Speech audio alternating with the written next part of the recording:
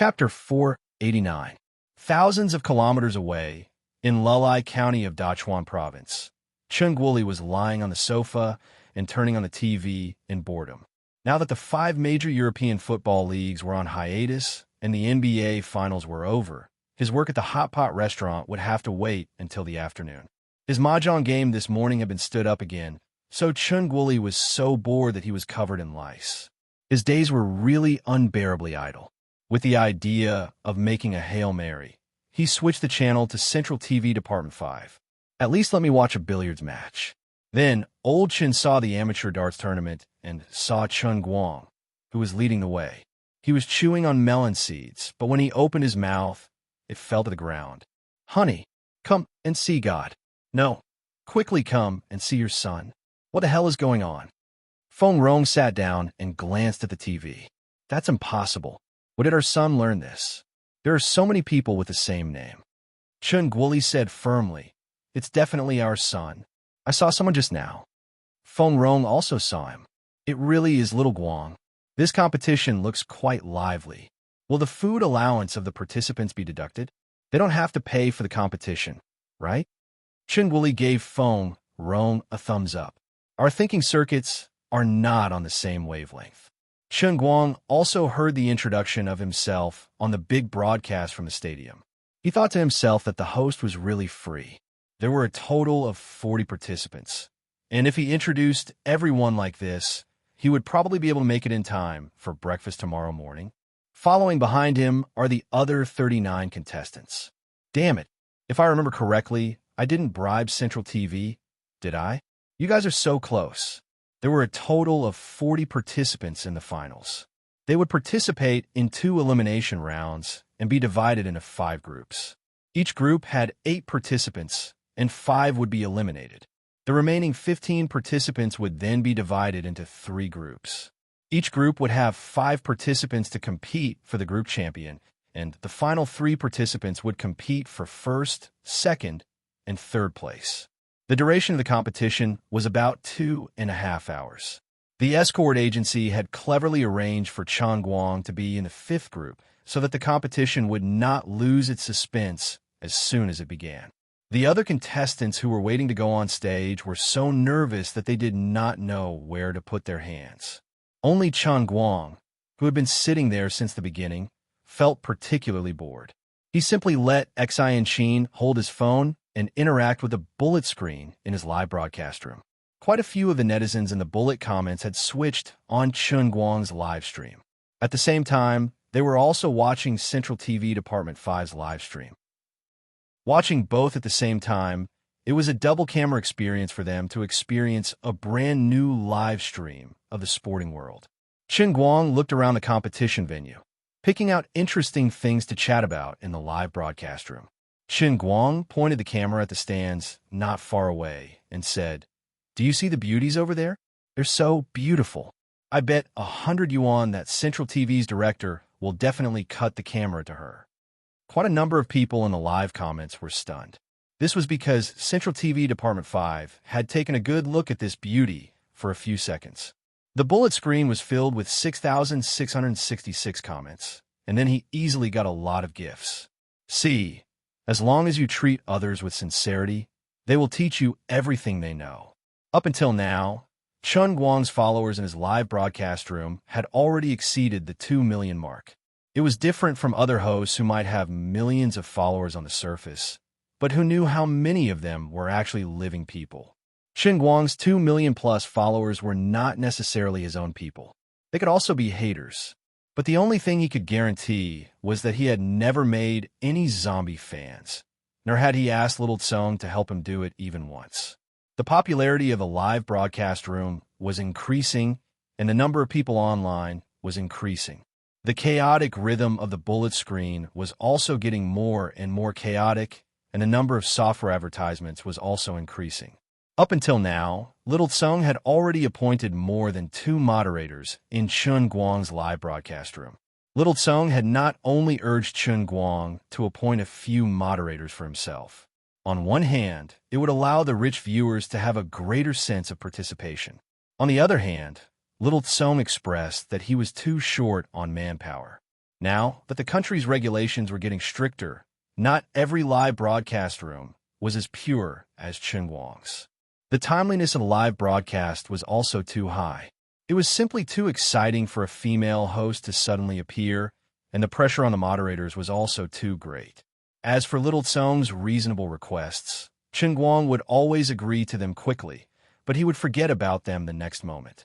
Chen Guang sat in the waiting area for the contestants. The stadium was very big, and he cannot be seen from every corner. But someone in the bullet screen reminded him of something. The group of foreigners sitting in the VIP area on the second floor were not ordinary spectators, but professional players from all over the world. They were about to participate in the upcoming World Championship.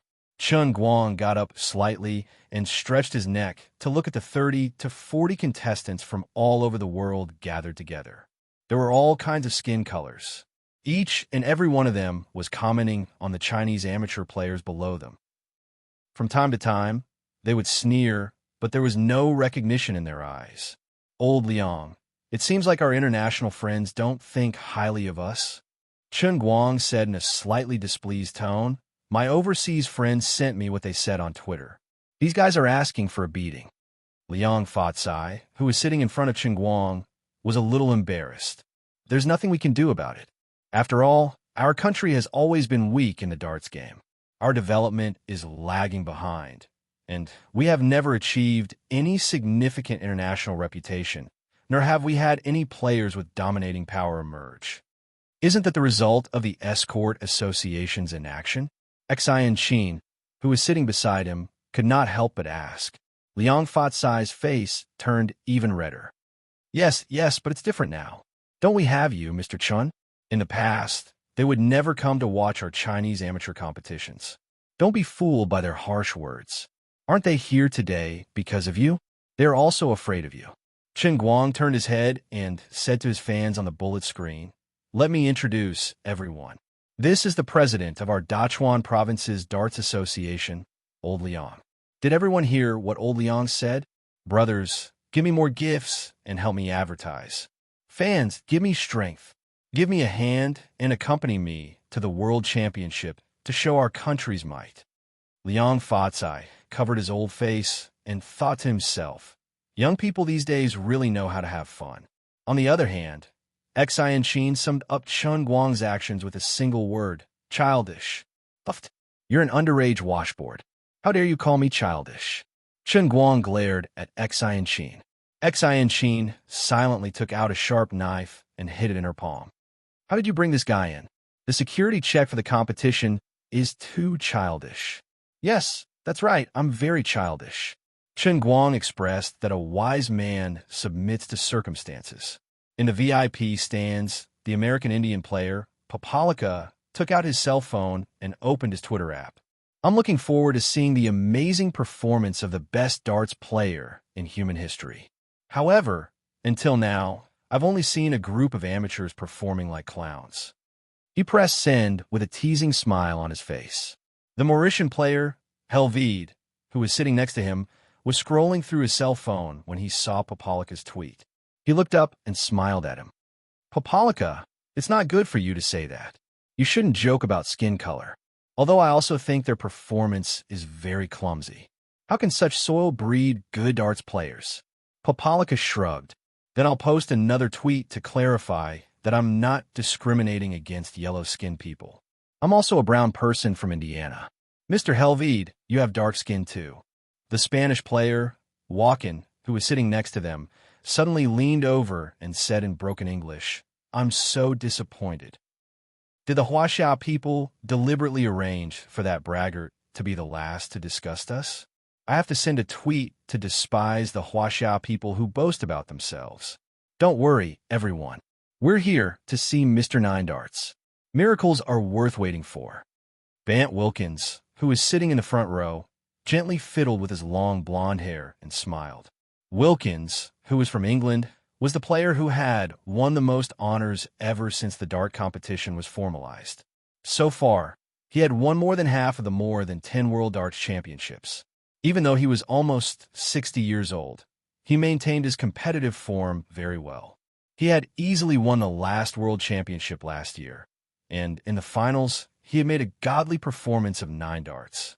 Now, he was considered a heavyweight in the international darts world. Since Wilkins had spoken, the others couldn't say anything else. Mr. Wilkins is right. Many of the players is sitting there nodded in agreement. However, we really shouldn't allow the Huaxia people to humiliate our sport. Wilkins smiled and also sent a tweet. Chen Guang didn't have time to look at the people in the stands pointing and gossiping. However, it didn't take long before the comments of the people in the comment section were redirected to him. Chen Guang was happily scrolling through the comment section, but when he saw the comments, he felt as if he had swallowed a fly. He stood up from the player waiting area and looked at the foreign pro players on the second floor. He ground his teeth so hard that creaking sound could be heard. Just then, Wilkins glanced over and smiled. "Oh, Mr. Nine Darts is there."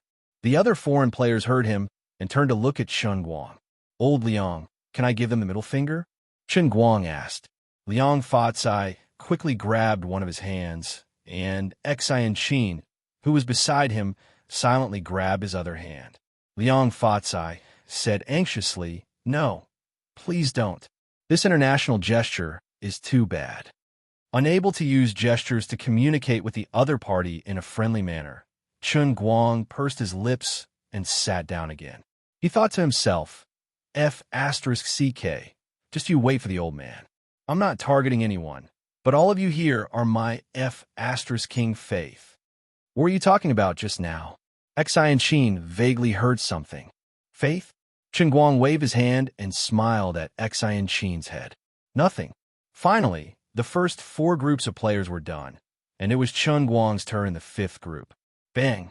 The first dart hit the bullseye in the 50-point area, and he took first place. The huge stadium was filled with cheers. Nowadays, in the darts industry, Chen Guang's popularity in the country had almost reached its peak. Although what he said was indeed arrogant, at least no one could doubt him before he failed. Among the audience that day, at least a small half of them were his fans. It was only natural that his appearance would cause thunderous applause. Chen Guang stretched out his fingers and gestured a 9. His arm shot up into the sky. He wanted to use the most arrogant tone to tell everyone that he wanted to pass with 9 darts. Chapter 490. In the studio of Central TV Department 5's live broadcast program team, the country's most professional sports live broadcast program team was busy. Unlike the Dechuan Sports Channel, where Liang Fatsai could still visit from time to time, Central TV's live broadcast program team was not a place anyone could enter. The person in charge of the program team was giving out instructions at a very fast pace. The person who was originally arranged to be in charge of the live broadcast was not him, but another newcomer. But it was precisely because of the heaven-defying ratings of the Dechuan Sports Channel that the internal department of Central TV Department 5's attention to this live broadcast, which was originally arranged through connections, was raised to a whole new level. When Central TV first received the task from their superiors, they were extremely reluctant. In order to broadcast the Amateur Darts League, they even had to give up the live broadcast rights of the WRC World Rally, which they had already purchased. Although this was Central TV, they still had to care about the ratings and reputation. This was the political achievement of the leaders of the television station. Perhaps the evening news the day before yesterday had reported Chen Guang's high-profile interview without any deletions. This was the result of the internal discussion of the leaders of Central TV Department 5. The impact of creating a high-profile and arrogant athlete might not be good. But what if what he said was true? Then he was not arrogant, but honest. This was a man-made hot topic. It was popularity, and it was also viewership ratings. Although darts wasn't highly regarded in China, before Ding Junhui appeared, no one paid attention to snooker, right? If Chen Guang was really as good as he said, or if he was as strong as the domestic darts industry had always recognized, then why couldn't they promote him to be the king of darts? Extraordinary people did extraordinary things. Since ancient times, how many of the extraordinary people with extraordinary talents had kept a low profile?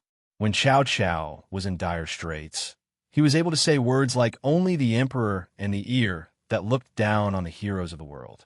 Since Chen Guang had repeatedly proven his strength in the preliminaries, of course, he could be even more arrogant. The person in charge of the live broadcast keenly caught Chen Guang raising his hand to the sky and immediately shouted, "Camera 7, zoom in for below, and do a close-up of 3, 7. Let's add to Chen Guang's reputation." The person in charge gave a series of instructions, and the audience in front of their televisions saw this scene. The camera started about 1 or 2 meters in front of Chen Guang and began to pan up at a 45-degree angle. They saw Chen Guang standing in the center of the resplendent competition hall, and his image grew larger and larger. He pointed his right hand to the sky, and the lights in the stadium behind him were dazzling. His entire body seemed to be covered in a halo. "What's going on?" Little Guang seems to have suddenly become more handsome. Feng Rong didn't understand arts at all and could only comment on Chen Guang's current appearance. Chen Guoli took a bite of melon seeds. That's for sure. Think about who his father is. How could he not be handsome? Even Chen Guang himself did not know that such a simple act of posturing had been meticulously arranged by the Central TV Department 5's person in charge to elevate his image to a whole new height. Xian Xin, who was holding her cell phone and filming the live broadcast from afar, looked at the string of exclamation marks and all sorts of mushy flattery in the bullet screen. She could barely roll her eyes. But no matter how disgusting Xian Xin was, no one could deny that from this moment onwards, with Central TV Department 5's coverage covering the entire country, he was no longer an internet celebrity who only existed on Weibo. Instead, he appeared in front of the eyes of the entire country with a domineering attitude. After he left the stage, Chen Guang took a sip of his saliva and suddenly felt elated. Posturing in a live broadcast clearly had a mysterious bonus. Just like that, he had gained a few hundred more faith points. Unfortunately, this kind of thing could not be repeated. There's a limit to posturing, and he couldn't stop. Otherwise, he would be treated as a joke. Popalika spat. "He's really embarrassing us professional darts players. Didn't he just score 50 points? Isn't that very common? What are these Chinese people cheering for? Which one of us can't do that?" Wilkins coughed lightly. "Popalika, you're too hot-tempered. This is his home ground. What's so strange about that?" The Spaniard, Walken, gently stroked his carefully trimmed beard. "This is their own competition. Let's just treat it as a crappy play. The referees of the World Championship won't let him tarnish the competition like that. This is called a mirage-like carnival in the desert," Wilkins commented. Popalika grinned. "Well said, Mr. Wilkins. As expected of someone from Shakespeare's country. In this desert of darts, they're using cheating methods and even computer special effects to create a fake genius. Do the Chinese really want to prove themselves in this World Championship?" Walken's face darkened. "Then we have to be careful. Maybe they're trying to do something big while they're the host." Wilkins's expression didn't change. "I will communicate with the World Darts Alliance in advance. We can't give them any chance to cheat." Truth be told, they had all seen Chen Guang's competition videos, but they didn't believe it from the bottom of their hearts. This was China, a barren land for darts. It wasn't impossible for a world-class genius to appear here, but the scenes in the videos were too ridiculous. This was a competition, not Hollywood. However, 15 minutes later, these international friends were giving pointers were all speechless with their mouths agape. This was simply unimaginable. That's right, Chen Guang did what he said. Once again, he cleared the stage with 9 darts. Moreover, he didn't even stand in front of the line of darts. Instead, he stood 7 or 8 meters away and threw them casually. Are you messing with us? In the first round, Chen Guang crushed all his opponents without any suspense and advanced to the second round. Before he left the stage, he grinned at the stunned international friends from afar and raised his eyebrows to provoke them. "Look at all of you with your mouths agape. Young lads, are you frogs in a well?" The Central TV director was even more cunning than Chen Guang. He was able to capture the stunned looks of these world-class professional players and did a close-up on the television. Those who didn't know much about darts might not have understood. Just like Feng Rong said, "Why are you letting the foreigners in? Continue filming my son." But the darts enthusiasts who were watching the competition on their computers or in Chen Guang's live broadcast room were in an uproar. These snobbish foreigners are scared to death. Mr. Jean, who was watching TV in Wujing, laughed and slapped the table. He said to Xiao Fang and the other girls at the front desk, "Did you see that guy with his mouth agape? His name is Papalika. That's him. A few years ago, I wanted to invite him to our club for an event. In fact, it was just to help us promote our club. Guess what he said? I gave him $20,000 for free, but he said he couldn't be bothered to waste his precious training time. He can even run $5,000 happily in the United States. Isn't that just looking down on others? Now he's dumbfounded and pissing his pants, right?" Xiao Fang reminded him, "Boss, Mr. Chun is the best. Why are you so happy?" Mr. Jean said proudly, "Because Mr. Chun is our lifetime member." An hour later, it was the second round of the competition. Chen Guang passed with 9 darts again. Wilkins and the others could not sit still anymore. "Ridiculous. That's impossible. This is shameful cheating. I'm going to complain to the World Escort Association. China should be disqualified from hosting this year's World Championship. If this person uses the same equipment in the World Championship, we have no chance of winning at all. They're going crazy thinking about winning the championship." This group of people was making a ruckus. Just like Chun Xiaoxin, who had seen this scene for the first time, they were unwilling to believe it even though they had seen it with their own eyes. It was just too bizarre. Wilkins stood up. "I have to talk to the people from the Huaxia Escort Association. In order to defend this elegant gentleman's sport, I have to expose this farce. Let's go together." The others stood up one after another. Regardless of what these people thought, the fight for the first, second, and third place continued in full swing on the other side. There was still no suspense. Chen Guang did as he said and passed with 9 darts again. Congratulations to Chen Guang for winning the Huaxia Amateur Darts Championship. As the commentator shouted excitedly on the television, Chen Guang stood on the podium with 2 other people. The vice presidents of the Huaxia Escort Association, accompanied by the hostesses, stood in front of the podium with medals and flowers. "Let's pass." Wilkins waved his arms angrily. "Mr. Wilkins, I don't understand what you're trying to do." Old Zhao, the most senior member of the Huaxia Escort Association, was sweating profusely as he stood in front of this group of tall and strong foreigners. "Your shameful behavior has damaged the fairness and justice of the dart sport. You're turning our profession into a farce. I demand that you stop this competition immediately and revoke that actor's championship." Wilkins roared as he pointed at Chen Guang, who was on the podium not far away. "Xiaohu, what did he say?" Old Zhao couldn't understand what Wilkins was yelling about, so he asked the interpreter beside him. The interpreter, Xiaohu, was rather embarrassed.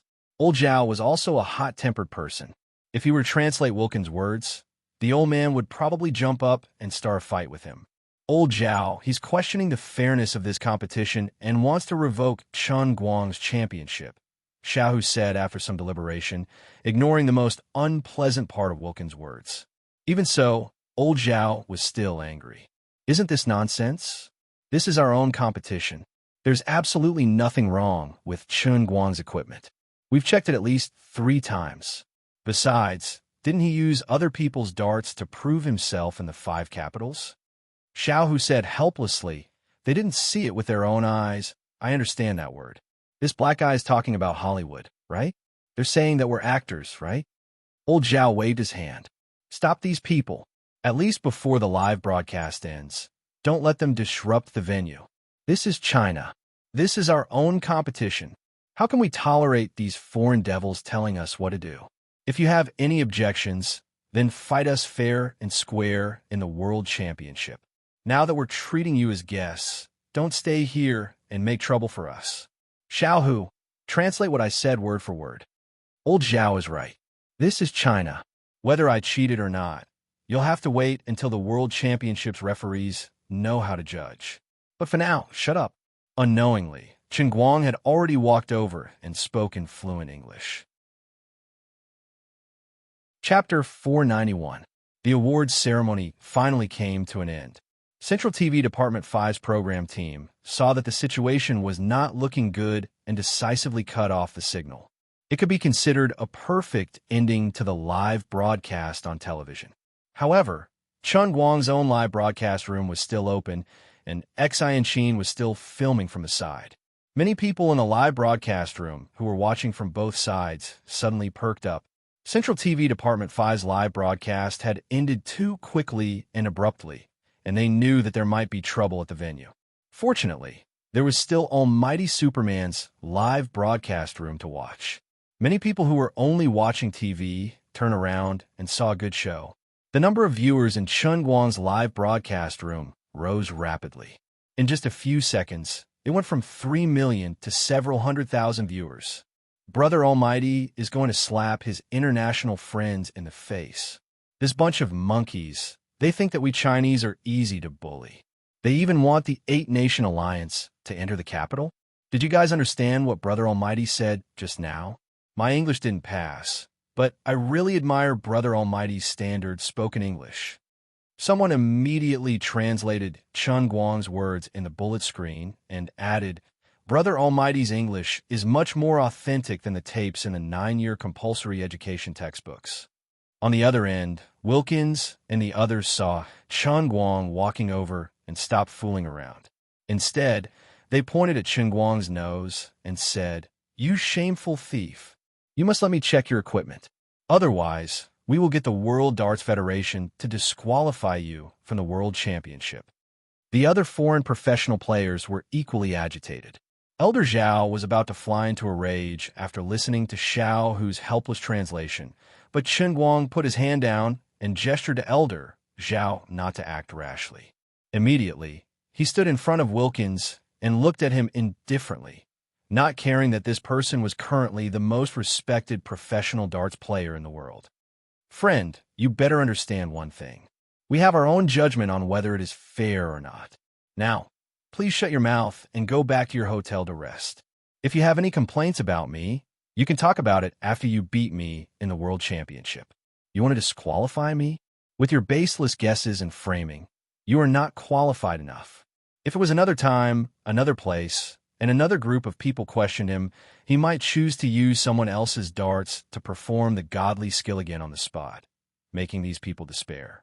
But now, Chun Guang did not intend to do so. If he did so on the spot, he would be bowing to the unreasonable foreigners. They were not only insulting Chun Guang, but the entire country. The best way to shut them up was to go to the World Championship and tear their last bit of dignity to shreds. As for now, he would just ignore their requests and let them stay where they were. He had to let them understand whose territory they were standing on. The current Huaxia was not a weak country that could be easily bullied. They might feel aggrieved and angry, but wasn't this just right? Wilkins blushed when he saw that he could not do anything, but there was nothing he could do, because what Chun Guang had said was the truth. The foreign professional players could only glare at Chun Guang fiercely before turning around to leave. Walken turned his face away and muttered something. Chun Guang subconsciously felt that this guy's words were definitely not pleasant to hear, but he actually could not understand it. Popalika also pointed at Chun Guang and mimicked Walken's tone. His pronunciation was a little strange, and Chun Guang could not understand what he was saying. The black player from Mauritius, Helvede, was also muttering something. It was another language that he had never learned before.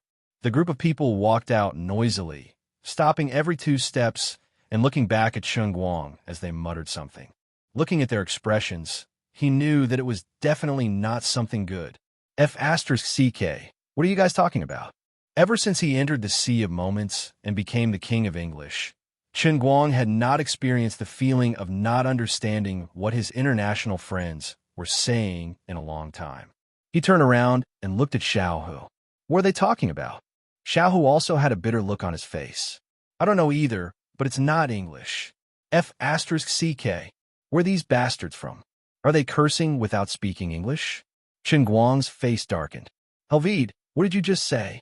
Walken poked the black man's waist proudly. The black man, Helvede, smiled.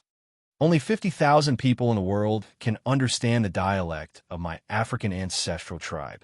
What about you? Walken chuckled. The dialect of our Catalan autonomous region, Tarragona, is a Spanish dialect that only a few 100,000 people can understand. You are insulting our players. We will lodge a protest with the International Darts Federation. The two of them spoke in English, and the staff at the side protested. Walken raised an eyebrow. How did you know that I was cursing? I was using my native language to praise your players for their noble character and superb skills. In the distance, Chen Guang was furious. He gulped down a mouthful of water. F***CK. I really want to strangle these pretentious bastards. At that moment, Liuli's voice suddenly rang out in his mind. Let me tell you a piece of good news. There are signs of your first one-line Heavenly Cup realm. From now on, it could appear at any time in the next 24 hours. Chen Guang didn't think much of it. He only nodded slightly to indicate that he understood. When he got back, he would grab the movie script and the acting materials that Lin Jingwei had brought him to the bookstore yesterday and crazily study them. He just needed to focus on his acting skills for this one-line Heavenly Cup realm. Anyway, there were still 24 hours left. There was no need to worry about it now. He gulped down another mouthful of water and cursed in his heart. If it wasn't for the fact that the old man doesn't understand your stupid native language, I would definitely strangle all of you to death. At that moment, he realized that something was wrong. That familiar feeling came so suddenly and without any warning. F***CK. Sister Liuli, didn't you say 24 hours? Chen Guang was about to cry. The 24 hours you mentioned was a little too F***king short. Wasn't your 1 day's notice a little too short? The difference between before and after was less than 3 seconds. Your family's 24 hours are 3 seconds long. Yes, that's right. His first one-line Heavenly Cup realm came without saying a word. Looking at Chen Guang sprawled out in front of her, Liuli, who had just hurriedly used the cloud to cover her body parts that weren't suitable for children, was also speechless.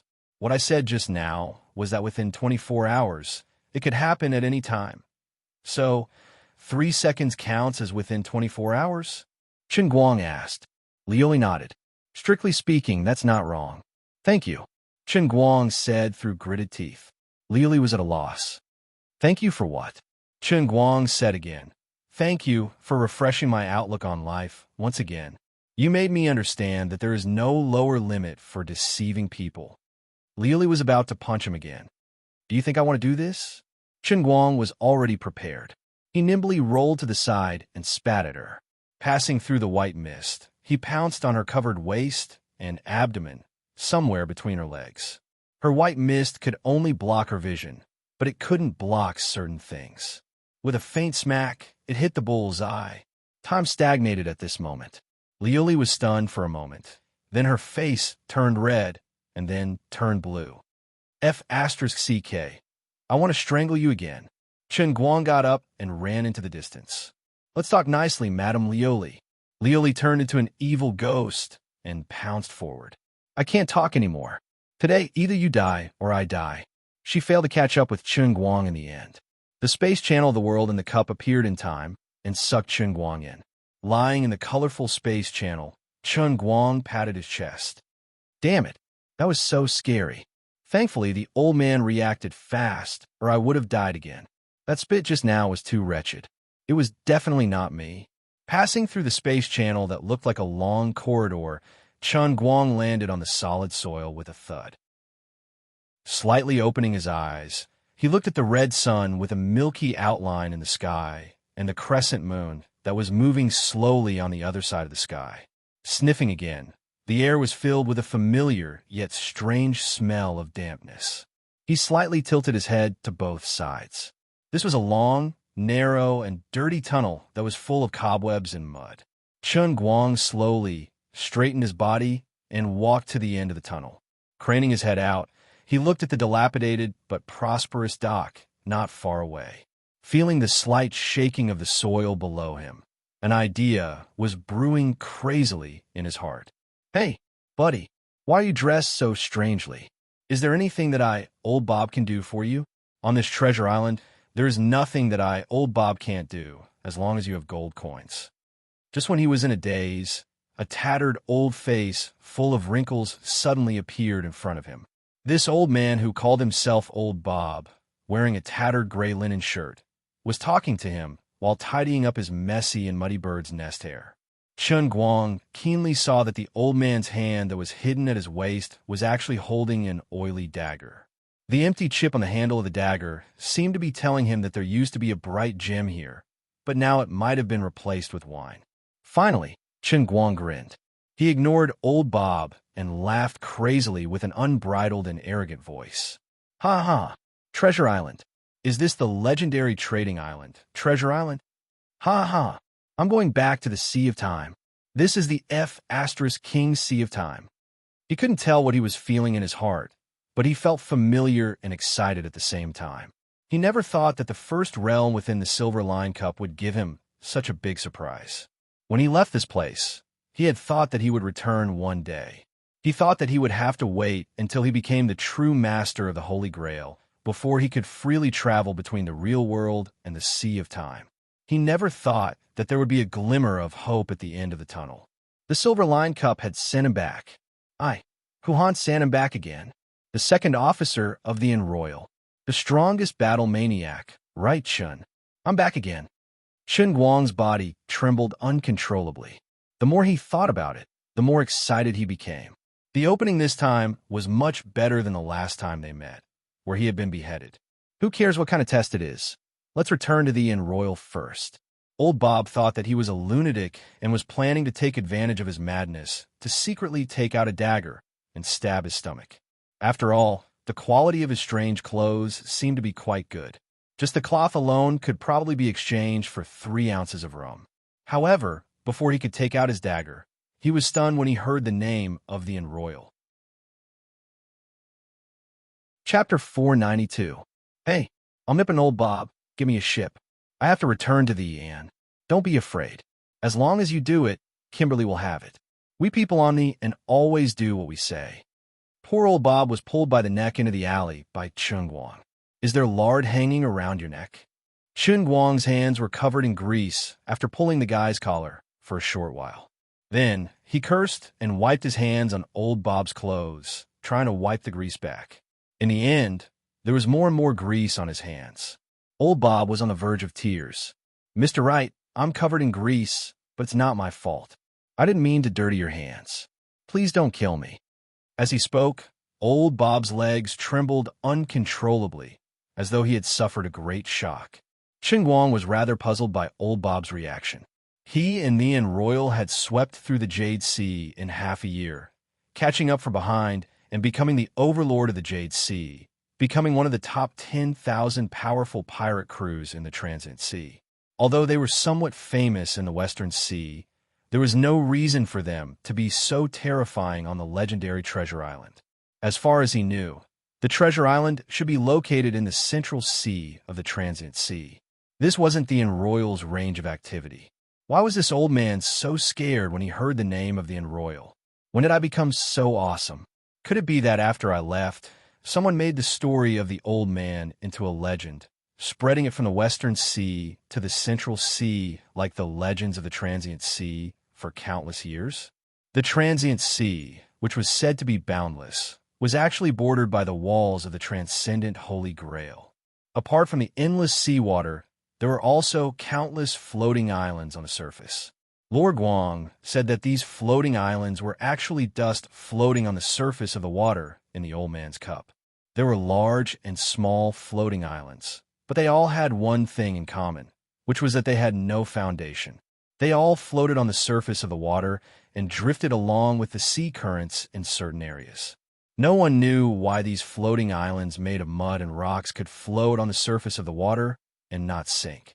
In the legends of the Transient Sea, people attributed this to the blessing of the sea god. Among them, the Treasure Island was a relatively large floating island in the Middle Sea region. In the vast Sea of Time, the Treasure Island was quite famous. Just like its name, it was a trading island. On this island, there were countless pirates from the 5 great sea regions. Everyone was here to exchange what they needed or to conspire. This was a chaotic island, but represented a certain realm of order in the momentary sea. Countless large transactions took place here every day. They might be buying or selling treasures, supplies, slaves, or even the life and death of a famous pirate crew. As long as you have money, you could buy anything here. This was a sacred place for pirates to party, and it was also a port for people to obtain the qualifications to settle down in Middle-earth. Every day, there would be people handing over a considerable amount of gold berries here, abandoning their dreams of conquering the sea and obtaining the rarest ordinary life, becoming a new mainland resident recognized by the Middle-earth government. Similarly, every day, there would be hot-blooded youths from Middle-earth who would pull out a few people to establish a small pirate crew and set sail. Perhaps they would join a pirate crew that was currently recruiting crew members, starting from hard labor as they pursued their own legendary path.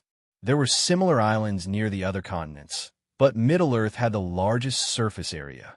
The Treasure Island was the most famous in the Momentary Sea as a transit point between Middle-earth and the Boundless Sea. Because of this, even though Chun Guang had never left the Jade Sea, he was still very familiar with the words Treasure Island. Other than the countless floating islands, there were also several continents recorded in the Momentary Sea. These continents were distributed in various regions of the Momentary Sea.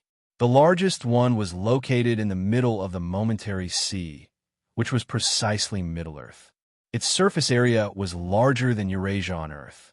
These continents were the few continents in the entire Momentary Sea. Chun Guang said that these were actually flower petals floating on the surface of the water when the old man first entered the Momentary Sea. With Middle-earth as the coordinates, the Momentary Sea was broadly divided into 5 seas, namely the North, South, East, West, and Central Seas. These 5 seas were each divided into tens to hundreds of medium-sized seas. The Jade Sea, where the Royal was mainly active, belonged to one of the medium-sized seas, Obro. The area of the Jade Sea was even larger than the Pacific Ocean. Dozens of subordinate seas, similar in size to the Jade Sea, formed the Obro Sea. Obro, Pease, Bolak, Hyro, and so on, formed the West Sea of the Momentary Sea. Countless floating islands were scattered throughout the entire Momentary Sea. Some became small countries, while others were occupied by tyrannical pirate groups as strongholds. The distance between the different seas was extremely large.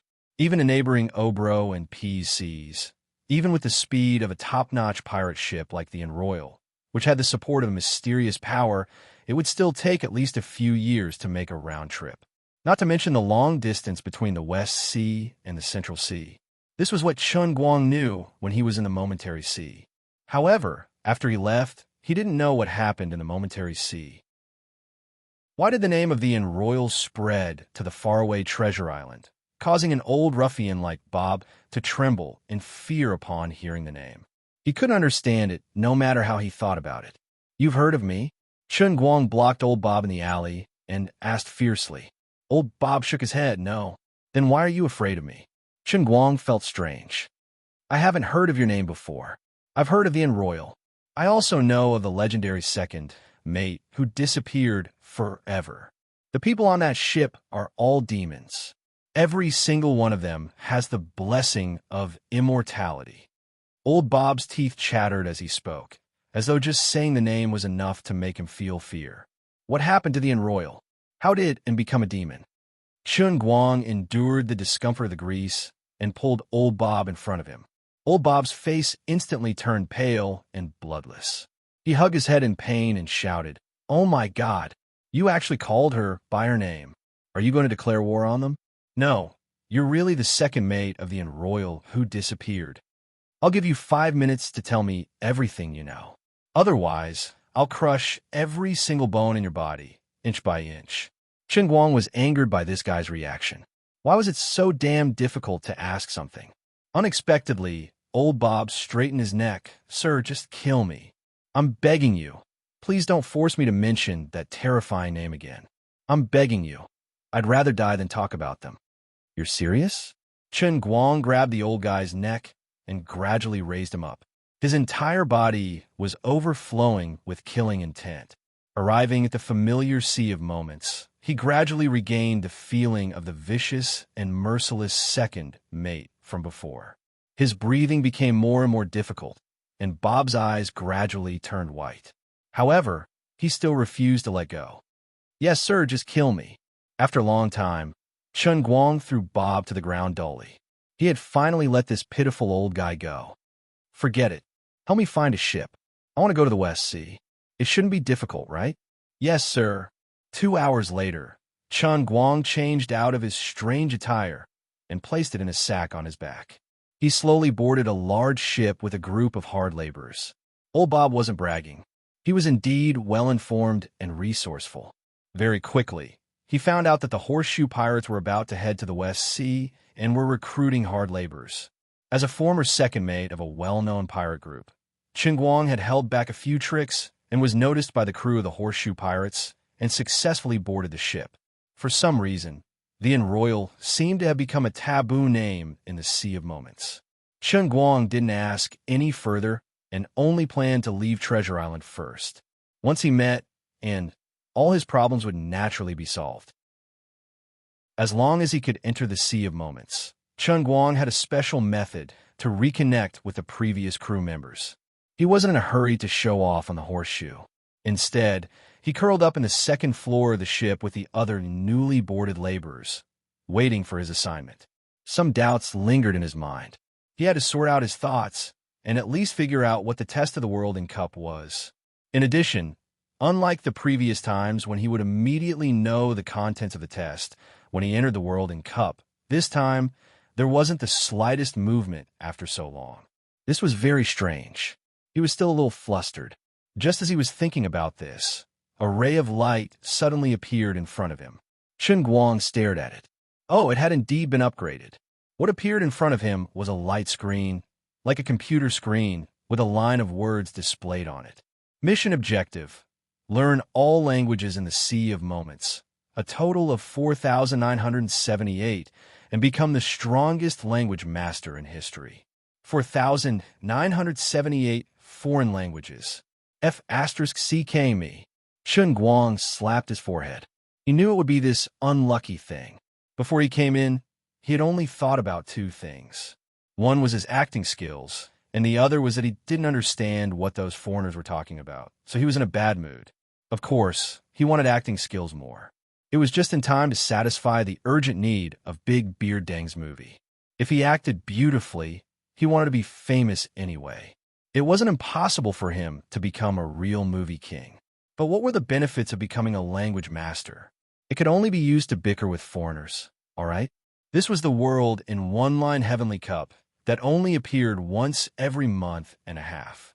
If he used it just like that, wouldn't it be a waste? But then again, he could only learn English in the world in Spirit Cup. After upgrading to one-line heavens, he could actually learn close to 5,000 foreign languages in one go, all the languages of Earth. Chapter 493. He started to imagine that after he went out, a few African students would be muttering in front of him, saying that they couldn't find their way or didn't know what was good to eat. Then, he would stand in front of them and chat with them in their native language. That scene would definitely scare them to tears. What Indians, what Amazons, what Inuit, bring it on? I'm proficient in 5,000 languages around the world. The strongest language genius in history, Old Master Chun Guang, who never changed his surname or name. Just imagining it made him feel that the effect of leveling up was explosive. This was something that ordinary people couldn't do. No, not even humans could do it. Without a doubt, this was very strong, so strong that it made people's hair stand on end. Forget it. Since it was already like this, there seemed to be no other choice but to accept it. This kind of heaven-sent opportunity seemed to be something that others couldn't be envious of. Many people had acting skills, but it was difficult for one person to master 5,000 languages. Wouldn't this easily change human history? Other than that, it seemed very difficult to be recognized as the best in the world in acting skills. This thing didn't have any quantitative test standards, unlike piano, where there were at least 10 difficult pieces to challenge. The realm of a language master was different. As long as he could create an opportunity, he would be able to speak in all kinds of languages in front of the entire world. If anyone was dissatisfied, he could drag the aboriginals out and show them off. He didn't even need to prove that he knew 5,000 languages. Perhaps he just needed to practice a few hundred or so languages and it would be enough to make everyone kneel before him. Judging from the difficulty of the tree god statue, it seemed that a language master was better than a movie king. The statue in the middle realm of the one-line heavenly cup was definitely much better than the heavenly spirit seeing sky, right? The production had to be doubled, right? Once he accepted this setting, it seemed that learning 5,000 foreign languages wasn't bad. F***ck, not bad my ass. The last time he came here to learn English, he died 95 times. This time, you want me to learn 5,000 languages. How many years do I have to learn? In addition, it was very likely that this was a monkey throwing a bun. Although the old man boasted that he was a genius, he couldn't possibly remember it. Okay? Let the old man calm down for a while. I can't calm down. I want to die. Where would I go to learn how to talk to other people in the indigenous African language? Brother Black from Mauritius and Papalika from the Indians, wait for me to come out. I'm going to spit you to death, you bastards. Chen Guang pondered. Forget it. There's still a long way to go. Since we're already here, with the heavenly Holy Grail's character, it won't give us a way out. At most, we'll just waste time. Just as he was thinking this, the horseshoe picked up speed and left the port completely. Suddenly, the ship seemed to be hit by something, but it quickly returned to normal. Old Bob was walking back in boredom. Today was another fruitless day. Before that guy left, he had promised that there would be Kimberly, bread, and rum. In the end, nothing. Why do I feel like I've been tricked? Forget it. If that guy was really the second mate of the Enroyal, then he should be thankful that he was still alive. Just like the rumors, he had black hair, black eyes, yellow skin, and was extremely ruthless. In a storm 100 years ago, everyone saw his body slowly disintegrating into powder. It was said that he had been taken away by the god of the sky. In these 100 years, the Enroyal suddenly rose to prominence, starting from the Jade Sea. In just 100 years, they became one of the 12 strongest pirate groups in the Transient Sea. This was an invincible warship blessed by God. They had the most terrifying and crazy warriors, and every member had an immortal body. One had to know that the shortest existence of the other 11 pirate groups was at least 500 years old. In the past, the Enroyal wasn't an impressive pirate group and was only in the middle to upper reaches of the Jade Sea. Many people said that it was the treasures left behind by the god of the sky that turned the Enroyal from an ordinary person to a legend. With regards to this, Captain, who was passionate about combat and women's rights, did not refute it. Moreover, according to insiders, this pirate group had indeed never had a second mate since 100 years ago. The legend of the disappeared second mate, Right Chun, accompanied by the rise of the Enroyal pirate group, resounded through every inch of the Transient Sea. Now that he was back and out at sea, he wanted to meet up with his crew. If it was really him, then there would probably be a bloodbath in the Transient Sea. How terrifying. Forget it. I'll just lie down and sleep. As long as I sleep, I won't be hungry. These things shouldn't be something a small character like me should care about. Old Bob, where's your house? Bring me there to rest. Suddenly, a demonic voice came from behind him. Old Bob turned around in a daze, his pupils growing larger and larger. He felt as though he had seen a living ghost. Heavens! Mr. Wright, I clearly saw the horseshoe leave in the sunset, but you... Old Bob choked on his words for a long time. Chen Guang was dripping wet, like a drowned rat. He waved his hand tiredly. All right, less nonsense. I'm very tired now. That's right. He was physically and mentally exhausted. At this moment, his heart was filled with 10,000 curses. On the second floor of the horseshoe, the first mate looked at the human-shaped hole in the cabin with an ashen face. Damn it! Who can tell me what's going on? A peon who was originally sitting beside the hole trembled. Sir, that person was originally sitting at the front, but he suddenly bumped into something. Then, he was violently pushed against the wall. Following that, the deck of the ship was smashed by him, and he fell down. That's right, it's definitely a ghost. Nonsense. There are no ghosts on the horseshoe. The angry first mate waved his sword fiercely, chopping the two fellows who said there were ghosts to the ground. Actually, these two poor fellows were wrongly accused. Only Chen Guang knew what was going on. He had no way of leaving Treasure Island. Sitting in the cabin, he bumped into an invisible wall that was very characteristic of the heavenly Holy Grail. It was also the boundary of the world and the cup that he was very familiar with. The horseshoe sailed away, but he, who was sitting in the cabin, was blocked by this invisible wall. As a result, his body broke through the planks of the ship, forcefully creating a human-shaped hole. In other words, the real Sea of Moments was the 8th layer of the immortal God realm. If his movement space was really as big as the entire Sea of Moments, then this would not be the world in the sliver of Heaven's cup. He had rich experience in this. Last time in the world of the piano, he was trapped on the Virginia. This time, he was trapped on Treasure Island. Thank the heavens, this Treasure Island had a diameter of 10 kilometers. With so many living people, it shouldn't be that boring, right? Chapter 494. Old Bob had been suffering for the past few days. He inexplicably provoked a guy who claimed to be the second mate of the Enroyal, and he really couldn't beat him, nor could he drive him away.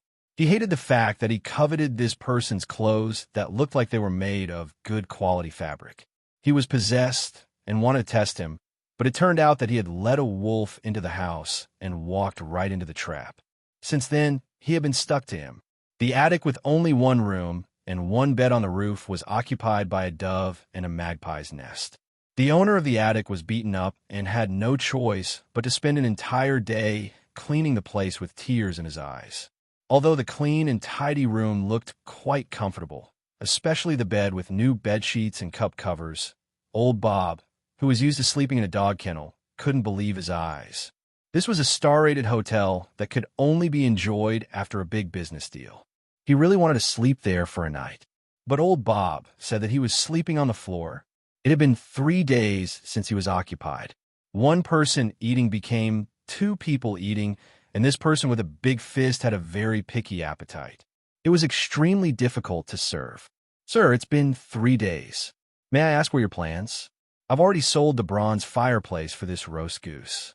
If I don't think of something, I can only move this bed for meat tomorrow."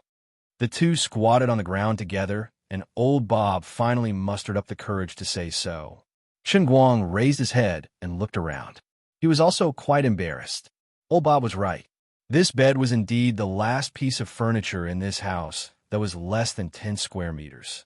He always lived and ate his food and beat him up from time to time to urge him to work. It seemed to be a little too much. "Bob, don't worry. Since you followed me, I naturally won't let you suffer. I swear in the name of Right Chun. I already have a whole set of plans, but the situation is a little more complicated than I thought. You also refuse to talk to me about the current situation of my crew. You have to understand that it's all your fault that I can't contact my crew," Chen Guang promised casually. Bob wanted to cry. He wanted to shout out loud. "Actually, I didn't follow you. It was you who pestered me, okay? Also, we're really going bankrupt. Old friend, think a way to tell me some information. And is a nice person. She's not as scary as you think. Let's talk about Enroyal for a while. She won't come from the West Sea to eat you. As long as you follow me well, I can even introduce you to the ship and make you a member of the noble Royal Ann's crew. You know little Winnie, right? He's the slave we rescued from the Jibri pirates' floating island. He's a genius, and I'm the one Winnie admires the most. Believe me, as long as you follow me, our journey will be the sea of stars." Old Bob was shocked. "What? You're talking about the Bloodhand Wally, who's ranked in the top 100 of the bounty list of the entire Transient Sea? Oh, Winnie Jr. was in the top 100 of the bounty list. Who the hell were the Bloodhand evildoers? When I left, he was just a cute snot-nosed ghost. Sir, will you swear on your life that you are not deceiving me? If you really are the second mate of Right, I do dare to talk to you. But if you're not, people will really die. You don't know how terrifying the 12 emperors of the Transient Sea are, especially the ship of God Blessed, the Enroyal. According to the rumors, no matter who you are, as long as you are in the Sea of Moments, if you dare to disrespect the Enroyal verbally, the omnipresent gods will be their eyes and ears. They will definitely appear before you at a certain time and crush you into pieces. Idiot! You think I'm bragging after all this time? Also, was the Annie so mysterious? Don't you see how long I've been muttering here? So what if I scold him? Annie, Come and hit me, you big-breasted girl. Why don't you come and beat me up? Clapping his hands, Chun Guang continued. Look, isn't there no one to beat me up? Old Bob's face turned pale with fright again. He plopped to the ground and said, No, don't. I'm begging you, stop it. I'm begging you. All right, I won't curse anymore, okay? Can we get down to business now? Let's talk now. Old Bob finally relented. He swallowed his saliva. Actually, this matter is too unimaginable, but they really are that strange. If not for the fact that I'm about to go bankrupt from being eaten by you, I would rather die. Even if you let me die, I wouldn't reveal a word to you. So now, let me ask you a question. As long as you can answer it, I will choose to believe you. Don't judge me by my poor appearance. Actually, Old Bob, I'm one of the most experienced intelligence merchants on Treasure Island. I know a lot of secrets that others don't. This is my ability to make a living. No problem, ask away. What's the relationship between Jack Sparrow, the captain of the Black Pearl Pirates, and the Annie Royal? I knew it. Old Jack would do things alone. In the past, I told Annie that he had a rebellious bone in his head and that he would definitely have a disloyal heart. Annie insisted on being stubborn and told me not to believe in the superstitions of the Eastern Magi. Chun Guang slapped his thigh and acted as if he was enlightened. Then he continued. Jack used to be the captain of the 2nd boarding combat team on the Annie Royal. I was also the captain of the 1st boarding combat team. Also, Jack Sparrow didn't go by that name at first. Originally, we all called him Old Jack. He didn't have a surname. The surname Sparrow was given to him by me. At that time, he asked me what the 3-word Sparrow meant. I told him it was very cool, and everyone followed suit. After a long time, he accepted it. Chun Guang shrugged. Old Bob's eyes widened. Obviously, Chun Guang was right. It seems that I really have to believe you. 15 years ago, Jack Sparrow betrayed the Annie Royal. Now they are enemies. Furthermore, the Black Pearl Pirates are currently one of the top 100 strongest powers in the Sea of Transit. Old Bob finally relented and began to tell Chun Guang these secrets. Chun Guang didn't express his opinion. Wait, I feel that something is wrong. When I was on the ship, Old Jack was so old that he was about to enter his coffin. I originally thought that he wouldn't live for more than a few years. How could he still have the energy to torment himself like this? Mister, could it be that you don't know? In our Sea of Transient, the pinnacle powerhouses won't die. Impossible. Who wouldn't die? Chun Guang glared. Old Bob looked at Chun Guang for a long time. He seemed to have organized his words in his mind before saying, Frankly speaking, I'm very surprised that the legendary vice Mate Rai Chun doesn't know about this. However, when you left, the Annie Royal was only one of the top 10,000 pirate groups. At that time, your pirate group didn't have any undying rank powerhouses, so I don't find it strange. Following that, the two of them finally opened their hearts and chatted for a long time. Chun Guang received a huge shock. Old Bob, I know too many things today. To be honest, my mind is a little messed up now. Let me think about it quietly. You go find something to eat first. Tomorrow at the latest, we'll think of a way to change the situation. As it turned out, while the two of them were chatting, the prompt from the transcendent Holy Grail had never stopped. From the time he left the Sea of Transient until now, a little more than 3 months had passed in the real world. However, 100 years had passed in the Sea of Transient. This meant that without considering the time reset after death, the flow of time in the Sea of Transient and the real world was about the same as the passing of time in the real world. Apart from that, the biggest secret of the Sea of Transient was only known to Chun Guang. Old Bob told Chun Guang that in the entire oceanic world, the powerhouses ranked at the top would not truly die. They had a high chance of resurrection. For example, the captains of a few pirate groups, Blackbeard Teach and Royals Annie Polly, Bartholomew Kidd, Red Hair Songies, David, Jack Sparrow, Terrifying Sickle. Some of these people had lived longer and had been captains for thousands of years. Even a newly promoted 12 emperors, Annie Polly, had died of old age 15 years ago at the age of 90. After that, she used 10 years to return to the Royal and reclaimed her captain position at the age of 10. Now, after her resurrection, Annie was already 15 years old. 15 years ago, when Annie passed away, he had already been reborn twice. At the age of 30, Jack Sparrow, who was in the prime of his life, took advantage of the unstable hearts of the crew to split up the anti-ship.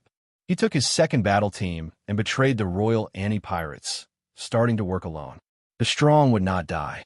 This was an open secret in the circle of the strong in the Sea of Transient. In Treasure Island, the center of information and trade, many people knew about it. Back then, the Enroyal was in a remote area of the Jade Sea, and she was not strong enough to enter this circle. That was why she did not know about this. But later on, everyone on the Enroyal had the protection of immortality. Chen Guang speculated that they were indeed affected by him. Even among the other pirate groups of the 12 Emperors, only a small number of the strongest members could reincarnate and not die. All the members could not die. This was the fundamental reason why the Enroyal could rise so quickly in 100 years. Little Winnie became a bloody villain whose name shook the 5 seas, and even Jack Sparrow, who worked alone, rose quickly. That was why the Enroyal was known as the Ship of Divine Protection. But Chen Guang knew that everyone else was wrong. From a certain point of view, everyone in the Sea of Transient would not die. This was because this was a space that was completely sealed off from the outside world. Death, to the people of the Sea of Transient, was just another form of existence in this sealed space. After the body decayed, it would become a wandering soul, waiting in line for the chance to reincarnate. The difference between the strong and the weak was that once one's strength reached a certain level, they could use their powerful strength to preserve the memories of their previous life when they were reborn. As for the weak, their memories could not be preserved. Every time they were reborn, it was the same as returning to zero. Even if they were revived, they would become another person, just like a child growing up in reality. This was death in name. Chapter 495. The people of the Momentary Sea did not know what was going on. They only knew that experts had a chance of surviving. Therefore, in this oceanic world, everyone would think of ways to become stronger, just for that sliver of hope of surviving. Everyone fought for all kinds of treasures amidst the rain of blood, just to obtain the mysterious power contained within the treasures. Or they cultivated black magic, signed contracts with all kinds of demons, selling their souls and bodies, just to obtain a bit more power. Or they became the so-called God's protector, or they pursued the pinnacle of royal authority, grasping all the treasures in the secular world in their hands, using gold, silver, and jewels to exchange for the power they wanted. Or they pursued the limits of their bodies and souls, going through cruel and bloody battles again and again to break through their true selves. Either die or become stronger. All of this was done by the people of the Momentary Sea, just to climb up the pyramid of the strong preying on the weak, to become a small group of undying rank experts at the top of the pyramid. After seeing through the essence of the world, Chen Guang sympathized with these people. How was this blissful undying? It was purely endless torture. The realm of the Momentary Sea was simply a huge cage. Everyone here was a soul that was kept in a cage. Even the so-called undying rank experts that were worshipped by the weak were actually just slightly higher-level lab rats in this cage. The people here would never be able to escape. They would only wander back and forth in the endless cycle of life and death in the Momentary Sea. No matter how hard they struggled to survive, constantly pursuing to become stronger, they were unable to escape the fate of being ants. The people in the realm of the Momentary Sea were truly too pitiful. Their lives were so hopeless. Yet they did not know anything. Those so-called experts were immersed in their fake long lives, feeling complacent. They did not know that they were just frogs at the bottom of a well, birds in a cage. Here was the problem. Chen Guang himself was the master of the transcendent Holy Grail, and the realm of the Transient Sea was only a realm within the transcendent Holy Grail that was of a relatively higher realm. Chen Guang speculated that the people on the Enroyal were able to go against the norm and possess immortal souls, even when they were weak. It was because they were enveloped by the power of the Holy Grail when they were with him that they were recognized by the realm of the Transient Sea as having the qualification to be immortal. In a sense, Annie and the others were indeed blessed by God. This God was, of course, the old man himself. Thinking of this, he actually felt good in his heart. Stop right there. The sexy huntress in leather who was passing by. You're just a meat toilet in the old man's world in a cup. There was also the cute girl standing at the bridgehead with 17 or 18 bodyguards behind her. Congratulations, you've already been chosen by the old man to become one of the trillions of cute girls here. Just wait for the old man to befriend you. This afternoon, as he chatted with old Bob, he listened to the notifications of the transcendent Holy Grail ringing in his ears from time to time. His mind was analyzing the information, and the true secrets of the transient sea were slowly unraveling in front of him like a scroll. The last time he came here, Guang did not have the time to think so much. He was only thinking about how to survive for half a year. Moreover, his realm was too low at that time. He was only at the level of seeing spirit sky, so the transcendent Holy Grail would not reveal too much information to him. This time, he finally saw through the mysteries of this world as a genuine one-line sky realm cultivator. Apart from that, he finally met another condition after learning so many secrets. The second notification appeared on the mission screen, which made him heave a sigh of relief. Learning 4,978 languages did not require him to memorize them by himself like he did in the past. That was simply too difficult and nonsensical. Instead, there was another way of thinking.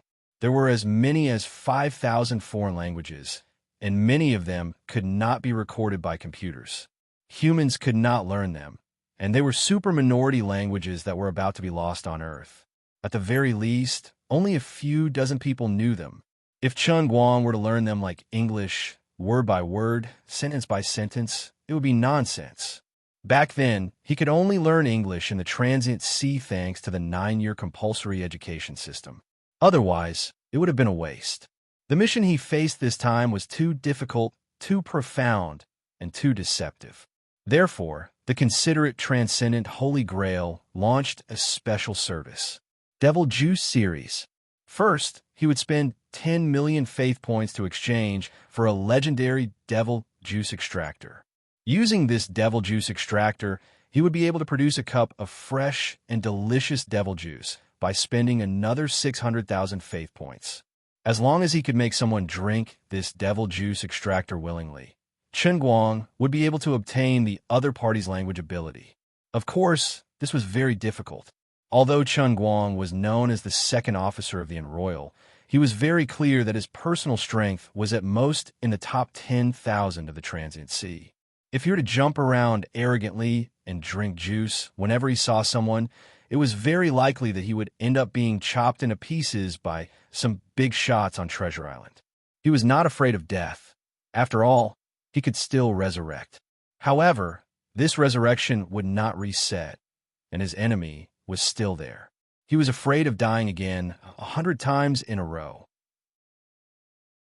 Therefore, Guang set his sights on another item that appeared on the mission screen, the divination ball worth 6 million faith points. This divination ball sounded like a piece of black technology, but it was actually just a communication device that could directly connect to the projection screen in the Cloud City in the outside world. Using this divination ball, under the premise of paying 10,000 faith points per minute, he could see any place in the transient sea. There was no place that he couldn't go. But here came a problem. Previously, when he had just broken through to one-line sky, Guang used the projection screen to peep on Annie bathing in Cloud City. Calculating with his fingers, Annie should have been around 60 or 70 years old at that time. His face turned green. You're an old monster. 60 or 70 years old, but you still look like a 30-year-old plump woman. I've really been fooled by you. Forget it. Don't think about those useless things. Guang clapped his hands. Here comes the idea. He opened a divination house and used the divination ball to divine for people. He specialized in searching for people and items.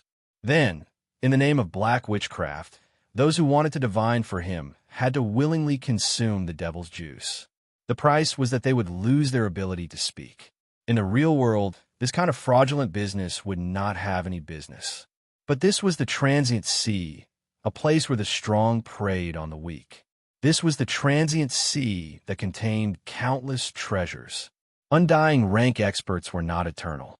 In the long history, there would always be undying rank experts who, due to various reasons, would lose their ability and qualifications to retain their memories during a rebirth.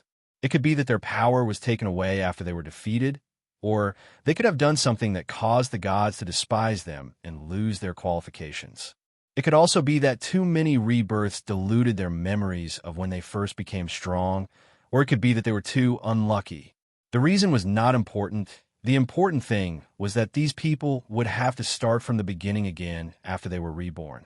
For example, there was an invincible overlord who once ruled the Eastern Sea region for 3,000 years. He had so many treasures that it made people's hair stand on end, but his paranoia made it so that he was the only one in his pirate crew who knew where the treasures were hidden. One time, this overlord very arrogantly ran to Middle-earth continent alone and slept with the king's daughter. The king paid the price of 2,000 soldiers' lives to capture him, but his pirate crew did not choose to save him and instead betrayed him. This overlord was executed with a smile. When he was executed, he said very arrogantly, "I will make a comeback. You want my treasures? Dream on." But in the end, he did not return and disappeared in the long river of history, just like many pirate kings who were as powerful as him in the past.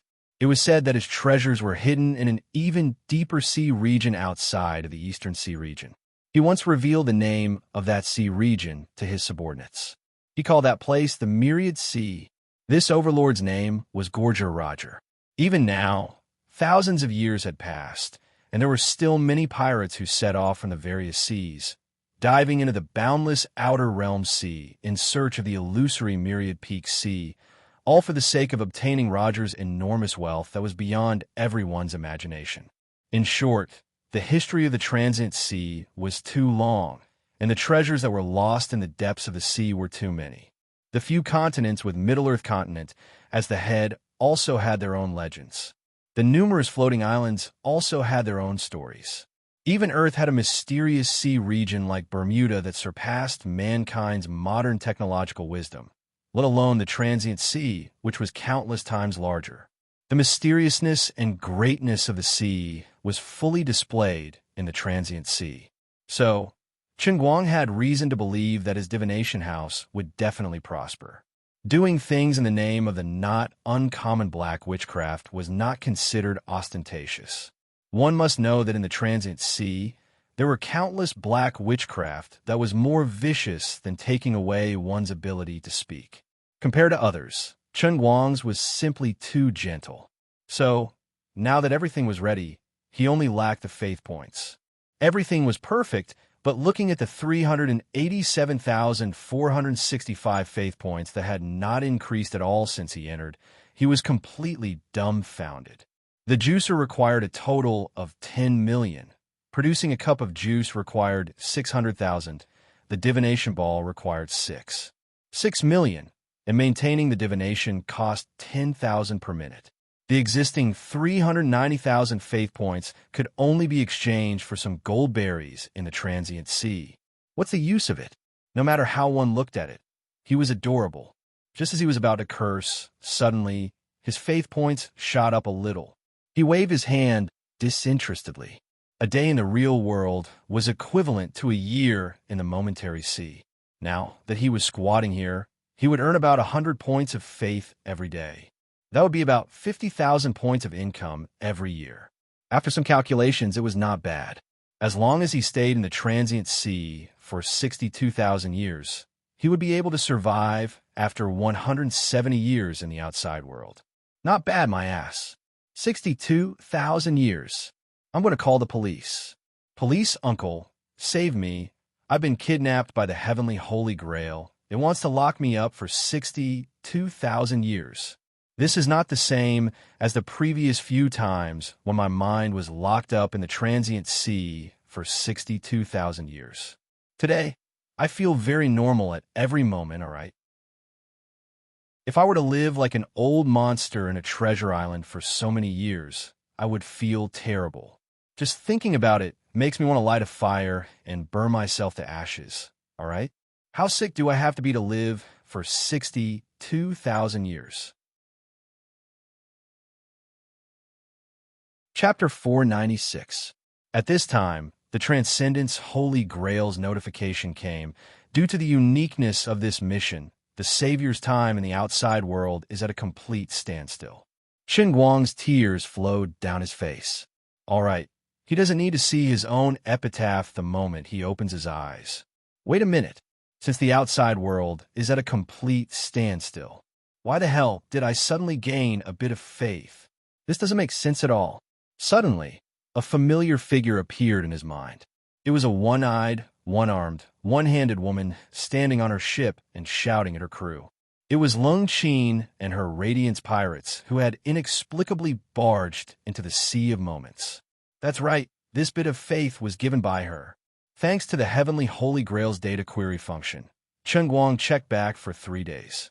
Just as he had expected, the faith output had been extremely stable over the past few days, with 1 point every day. Qin Guang clapped his hands. I'm also stupid. If the people outside can give me faith, then the people in the Sea of Moments should be able to as well. To be honest, with the population of the Sea of Moments and the technological level of the Middle Ages, if they could incite fanatical worship, why would they need to worry about faith? Thinking of this, he looked up some of the most basic parameters from the mission description screen. Only then did he realize that some of the data he had guessed based on common sense was wrong. Mission world name, Sea of Moments mission details. Master 4,978 languages world total population. About 178 billion mission completion. 0 realm of the fleeting sea mission completed. 1 mission completed name. English learning. The population of this world was much more than he had imagined. This was because his activities were mainly concentrated in the Jade Sea, and he had never been to other places. Apart from this, he didn't know that his flower tea had actually turned into several continents. At that time, the Royal was only the king of the Jade Sea. It was still a far cry from its current position of being one of the 12 ocean emperors of the 5 seas. Seeing the population, Qin Guang's eyes narrowed into slits. On Earth, his influence was mainly concentrated in his own country. Now, he could get about 50,000 faith points a day, and the population here was more than 100 times that of China. He was going to be rich. Pushing the door open with a bang, Qin Guang grabbed the collar of old Bob, who was squatting outside in a daze, and quickly walked to the Purple Rose Bar outside the slums. There was a piano there. Old Bob, do you appreciate the piano? Old Bob's neck was painful. Mr. Wright, wait, the door isn't closed yet. Don't talk nonsense. Is there anything worth stealing from that broken house of yours? I asked you if you know how to appreciate the piano. Old Bob looked at the front door with a pained expression.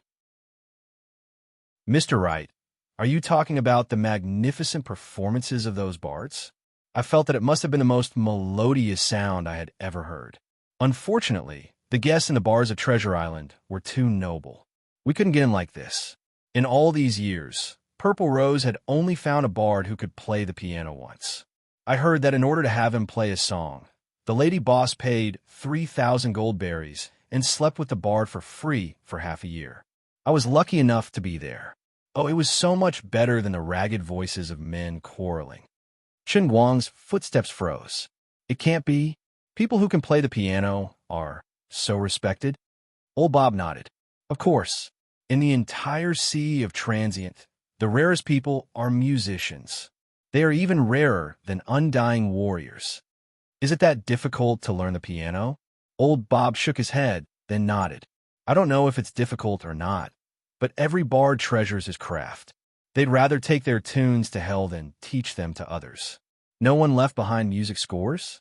Isn't that bard a little too selfish? Qin Guang was puzzled. Old Bob was at a loss. Music scores? Butter cookies? What's that? Can they be eaten? If you talk nonsense with me again, I'll wring your neck. Old Bob was innocent. I really have never heard of music scores. Besides, bard is a profession that can communicate with God. Although this profession isn't strong in combat, it is easy for them to give birth to undying souls. Of course, they wouldn't easily teach their skills to others. Nonsense. Isn't it just playing the piano? Is it as miraculous as you say? Chen Guang was dumbfounded. An outstanding bard can play the sounds of nature. After a long period of slaughter, pirates naturally need to be influenced by the music of a bard that is like the sounds of nature. Only in this way can people forget the pain of being in a precarious situation. Only in this way can people obtain a short period of tranquility after the slaughter and training and comprehend the true meaning of being stronger. It is said that there was once a pirate from the North Sea who advanced into hockey when a great master, musician Brooke, one of the 12 ocean emperors, played it. Chen Guang felt that he was about to collapse. Ever since he entered the Sea of Transient for the second time, he had been hearing Bob talk about mysterious powers, black magic, dark wizards, undying warriors, and the like. He didn't think too much about it before. At most, he felt that those powerful pirate lords were like the ones depicted in the movie Pirates of the Caribbean, possessing all sorts of supernatural powers. This should be a world where witchcraft and magic was the main focus. After all, when he was roaming the Jade Sea with and Royal, he had never seen such powers. He had only occasionally heard from, and that some pirates outside the Jade Sea possessed terrifying magic and were extremely powerful. Only now did he finally understand that the Jade Sea was too remote. To the entire Sea of Transient, it was a beginner's village. The contestants had yet to change their professions and didn't know how vast the outside world was. When he first heard about Blackbeard teach, he was only momentarily surprised. After all, this character in Pirates of the Caribbean, or even in the history of pirates in the real world, was a legendary character that couldn't be avoided. He personally created Jack Sparrow, which made him firmly believe that the entire pirate world in the Sea of Transient should be based on the movie Pirates of the Caribbean that he had seen in his mind. It wasn't until later when he heard about Gore's Roger and the 10,000 Peaks Sea that he subconsciously felt that something was wrong. However, he deliberately avoided that thought in his heart. He felt that his Sea of Moments shouldn't have such a miraculous method of opening, and that perhaps he could still save it.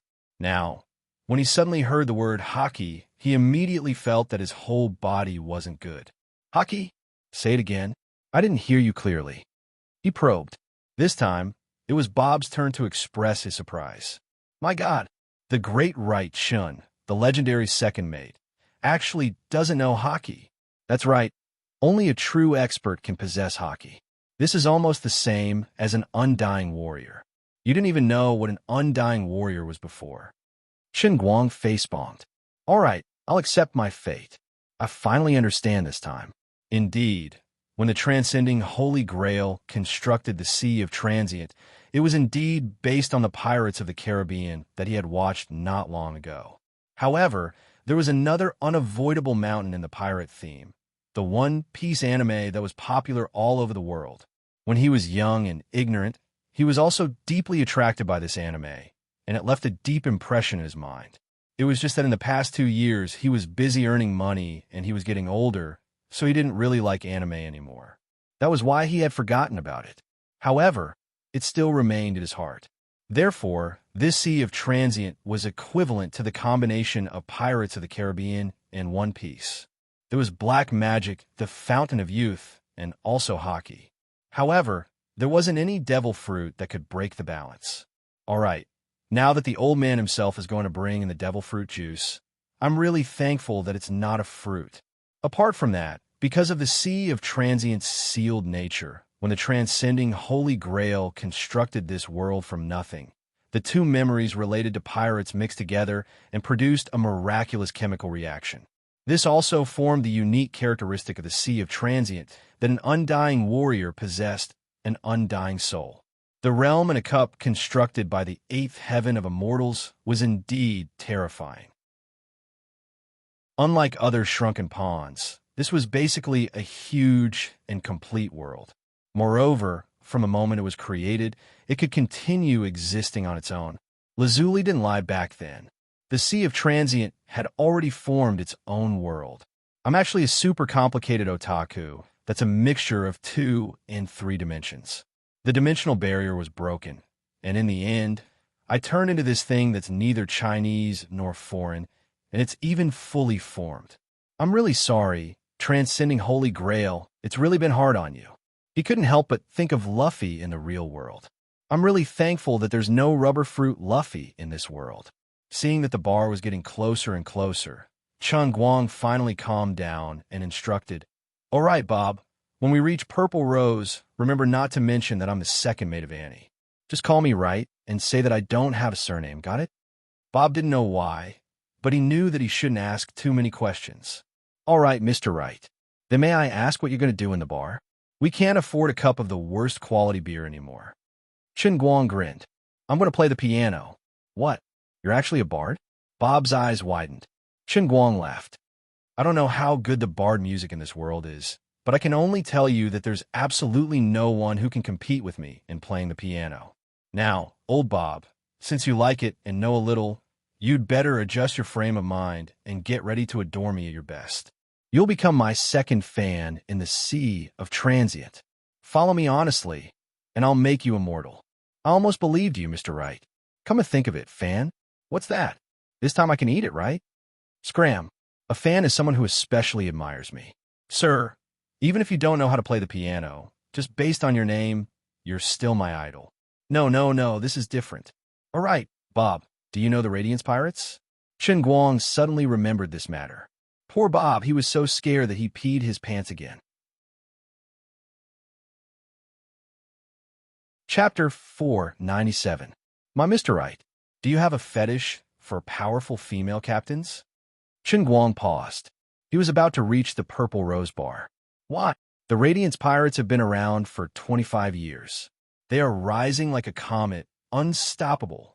They are now one of the top 50 powers in the entire Sea of Time. Their captains, Lady Cord and Annie, are known as the two most powerful women in the Sea of Time. Many people even think that in a few years, the Radiance Pirates will replace one of the 12 Poseidons. For the first time in history, there will be two women among the 12 Poseidons of the Sea of Time.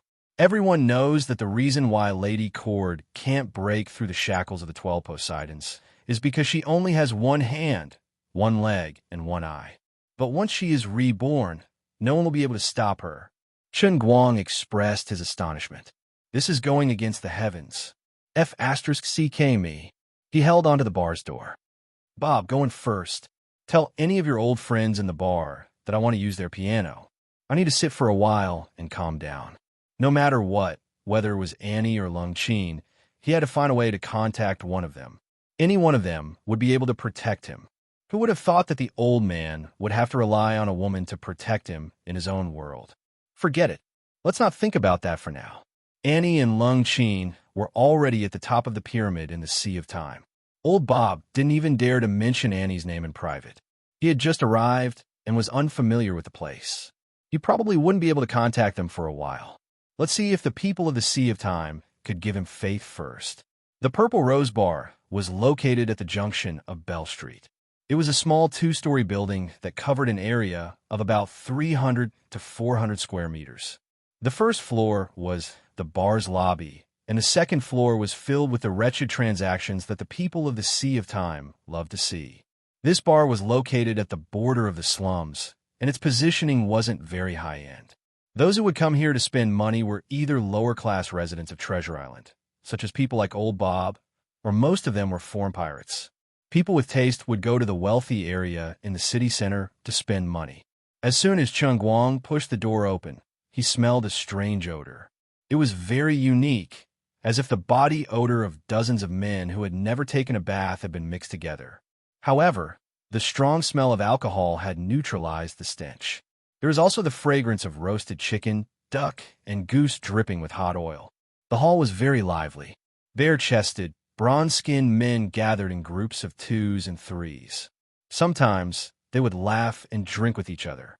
Sometimes they would arm wrestle with each other on the wooden tables of the bar. The loser would be dejected, and the winner would clamor that they had to buy him a drink. Otherwise, if they met someone with great strength, the only loser would be the bar table. At this time, The waitresses in the bar would stand in front of the group of men with a tearful expression and pitifully ask them to pay.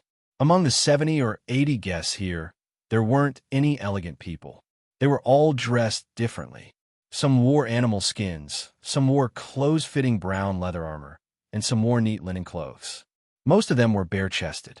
In a large hall, the most elegantly dressed person was probably the bartender behind the counter. He was wearing a black vest and a white shirt.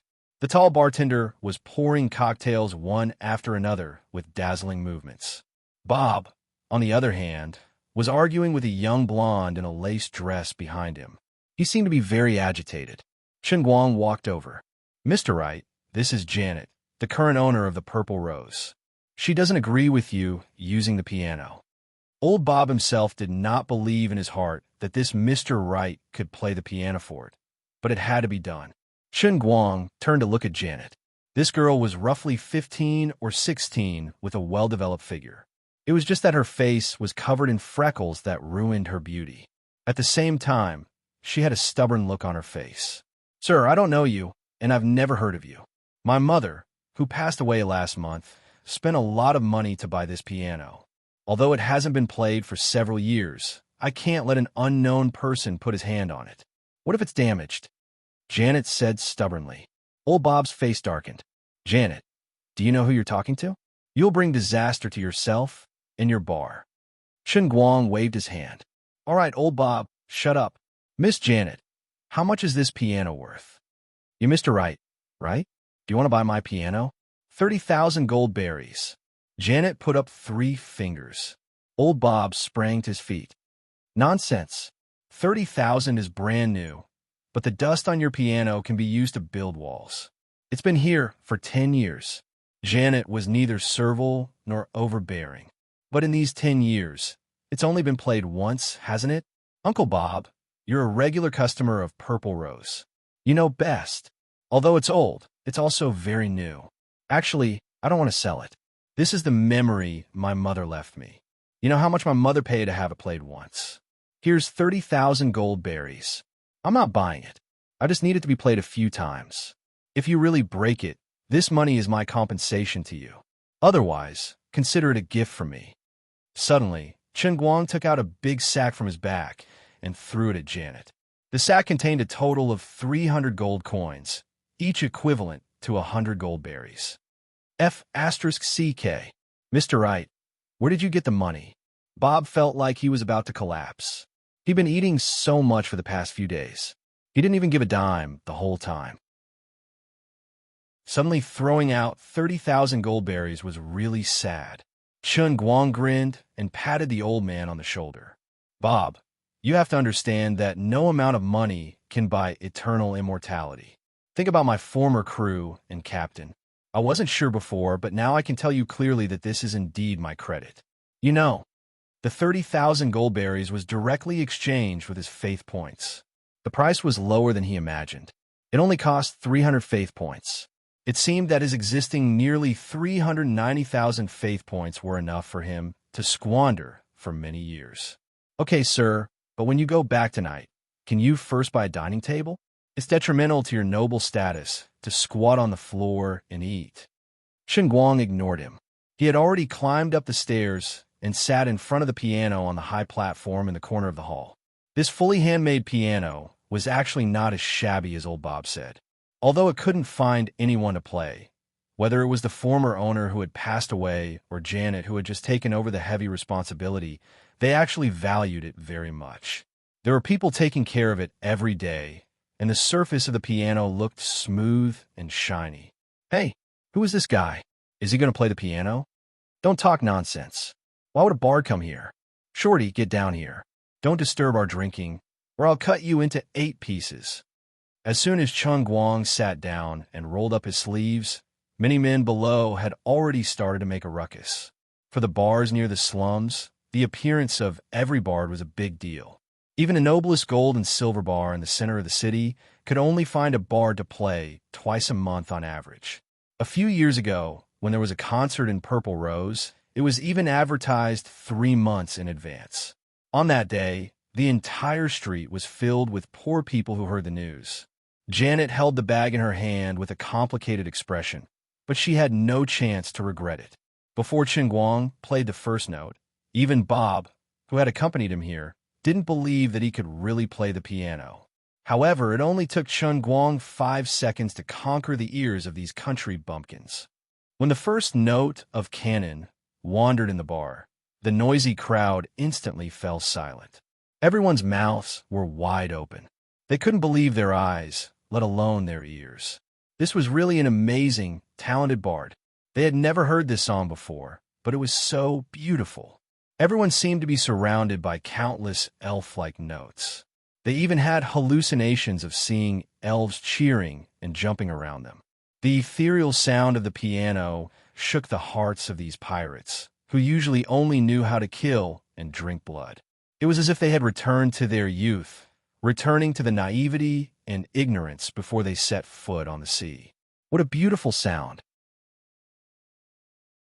The crisp sound of the piano seemed to be hitting the softest ribs in the depths of these people's hearts.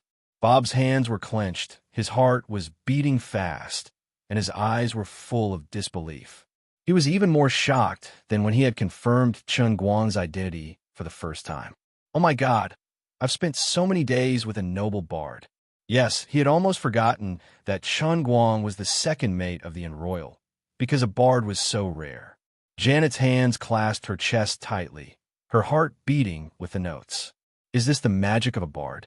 Why is my heart beating so fast? Why is my face so red? Why do my eyes seem to see a sky full of stars? The hot-tempered drunkards put down the wine glasses in their hands and turned their heads at the same time. They looked at the performer on the stage with reverence and confusion. It was the bard who seemed to have descended from the sky. They even subconsciously held their breaths, afraid to disturb this person. Guang had only used one song to conquer the men and women in the bar. When the music stopped, the bar was silent. Some people even turned their faces away and gently wiped away the tears in their red eyes. Guang put his hands away and looked around. He was also shocked by the situation below. My God, is this necessary? Although this is the divine song canon, isn't your reaction a little too intense? Hey, that bald-bearded man, I see that you're big and burly, and your body is comparable to Shark O'Neill's. What do you mean by pulling the tablecloth and wiping away your tears while listening to a piano? Also, little girl, please don't take off your clothes while approaching me. Please be more reserved. Previously, Guang thought that old Bob was bragging, recklessly raising the bard's status in the pugilistic world. But when he really performed a song, he realized that old Bob might have been wrong. A miracle. This is an incredible miracle. I am Buldev, the vicious wolf from the northern sea. I have roamed the 5 seas for 300 years, but I have never heard such beautiful music. Sir, you remind me of Sir Brooke's elegant demeanor. In the corner of the hall, a man dressed in the most luxurious clothes was the first to react. He stood up abruptly and clapped wildly with a flushed face. This was actually an undying rank expert. Previously, he had only brought his men to the corner to drink quietly, as if he had no intention of revealing his identity. However, Guang's song canon made this man so excited that he introduced himself, just to make Guang look at him and nod his head in approval. Soon after, the pirates stood up one by one, crazily cheering and screaming. Yes, the previous Guang was unknown, but without a doubt, just based on the song he had just played, he was destined to become a great bard. Mr. Right, my God, my Lord, my God, please forgive my previous presumptuousness. Please continue to let me be your follower. Old Bob pounced over and laid his head under the piano. Guang took off his shoes and threw them down, hitting Bob's head. Idiot, get up. Don't embarrass me. At this moment, he saw a wisp of white smoke rising from Bob's head and flying towards him. Daily production of 2 points of faith. Success. There's hope. Not only Bob, in the huge bar, at least a few people had white smoke rising from their heads. It was the faith that Guang urgently needed. Although the total production of faith from these people might not reach 10 points per day, it was already enough. Guang just wanted to verify this matter today. Apart from that, He had only played one piece. Although they all recognized his talent, but just like what Boldev said before, in this world, there was still a musician as powerful as Brooke. Only a country bumpkin who had never seen a bardic performance, or someone like Bob who had been brainwashed by him many times, would recognize him as the strongest in the world after just a short piece. For example, Boldev, although his face was full of worship and his mood couldn't be faked, he didn't provide any faith. Chen Guang wasn't in a hurry. He waved his hand and pointed to the other men who had given him faith and said, "Janet, give each of these friends a glass of rum. It's my treat." Bob pointed to himself. "Mister, what about me?" "Shut up." At this moment, Chen Guang threw the other shoe down. He stood up barefooted, pressed his hands down, and made a gesture for everyone to be quiet. Then he said, "Hello, everyone. My name is Wright, and I am the most talented bard in the world. Please remember this sentence, and in 4 hours, you will repeat this sentence to everyone you meet." Boldev seemed to want to refute, but in the end, he didn't dare to open his mouth. He just sat down unwillingly. Obviously, Brooke's position in his heart was very high. Chen Guang was also paying attention to him. He thought, "Young man, don't worry. You'll soon know whether I'm bragging or not." To Alice, Autumn Whisper, Croatian Rhapsody, Moonlight Song, Swan Lake. In just one afternoon, these classic songs from the hands of master, in the hands of Chen Guang, the most powerful pianist in history, a humanoid piano player, fell from the sky and appeared in front of these people's ears. Every single one of them had never appeared in the Sea of Moments before, but every single one of them was so moving. Boldev's mood changed from worship at the very beginning to doubt Brooke, and finally to trembling all over and madly worshiping Brooke. It only took an entire afternoon for this to happen. For hours later, Boldev slowly got up, his right hand gradually turned black, and a burst of black gas came out from it. His armament hockey has advanced. The Purple Rose Bar was packed to the brim with hundreds of people. They were filled with admiration and speechlessness.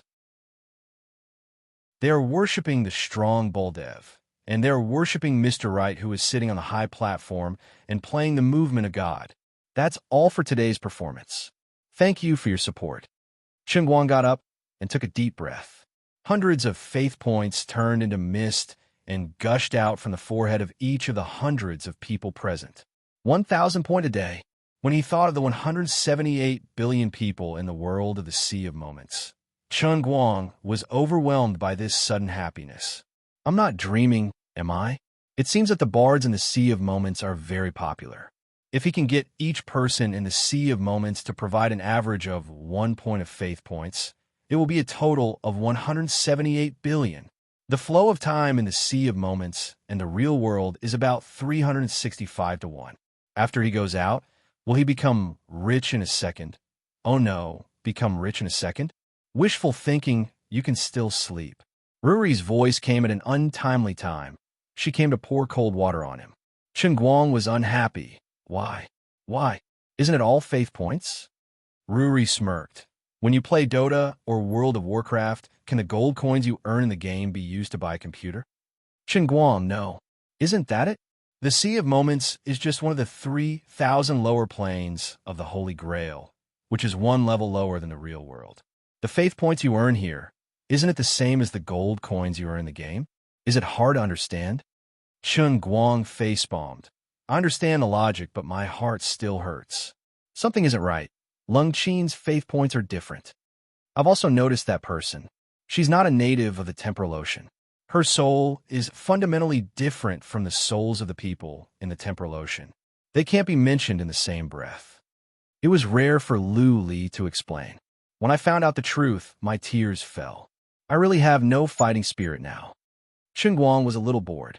Ruri consoled. Don't be too desperate. If you can complete the test of the Sea of Moments in the real world and create a statue, I have a way to make use of the faith points here. When you played World of Warcraft, you could buy a 45 renminbi card with 3,000 gold coins. Isn't that the same logic? Chen Guang was overjoyed. That's great. 178 billion divided by. Don't count. It's not that much. It's very difficult to convert. The levels of the planes are very strict. Even if it's only one level difference, it's a world of difference. Based on my guess, by the time you build a statue, you'll at most get 10,000 a day. Ruri had been pouring cold water on him for decades. Guang was satisfied. All right, it's actually not bad. Chapter 498. The next day, the Purple Rose Bar announced its closure, disappointing many pirates and music fans who came after hearing the news. Yesterday's incident happened in a hurry, but when Guang played the second half of the song, the people on Treasure Island, whether noble or lowly, began to rush over. However, the Purple Rose Bar was only so big. After squeezing 800 people inside, there's almost no place to stay. The latecomers, even the noble and powerful immortal rank pirates, could only wait outside the door bitterly, trying to get the Purple Rose Bar to open the window so that they could listen to the music coming from the window. If it was another place, how could these brave and ruthless pirates be so obedient? Even if it was just a matter of going to the toilet, they would draw their swords against each other. However, it was rumored that there was an unprecedentedly powerful bard sitting inside, so they didn't dare to act rashly. Usually, the strength of a bard was judged by the movement that the bard mastered. After all, except for a small number of strong dual cultivators, such as Brook, the bard's combat strength was not very good, but no one dared to look down on them. Just like yesterday's Boldev, the vicious wolf. Although it was well known that he increased his hockey on the spot while enjoying the movement, it was still very rare.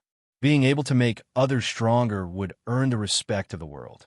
There were even many powerful pirates who had been helped by the bard and regarded him as their own sole teacher. The truly terrifying thing about a bard was that behind him stood countless powerful pirates who had been helped by him. If there was no irreconcilable hatred, no one would be willing to offend a bard. After a night of brewing, the news spread throughout Treasure Island. So many people came to the door of the Purple Rose Bar early today. However, the bar was closed. More and more people gathered outside, and everyone was very anxious.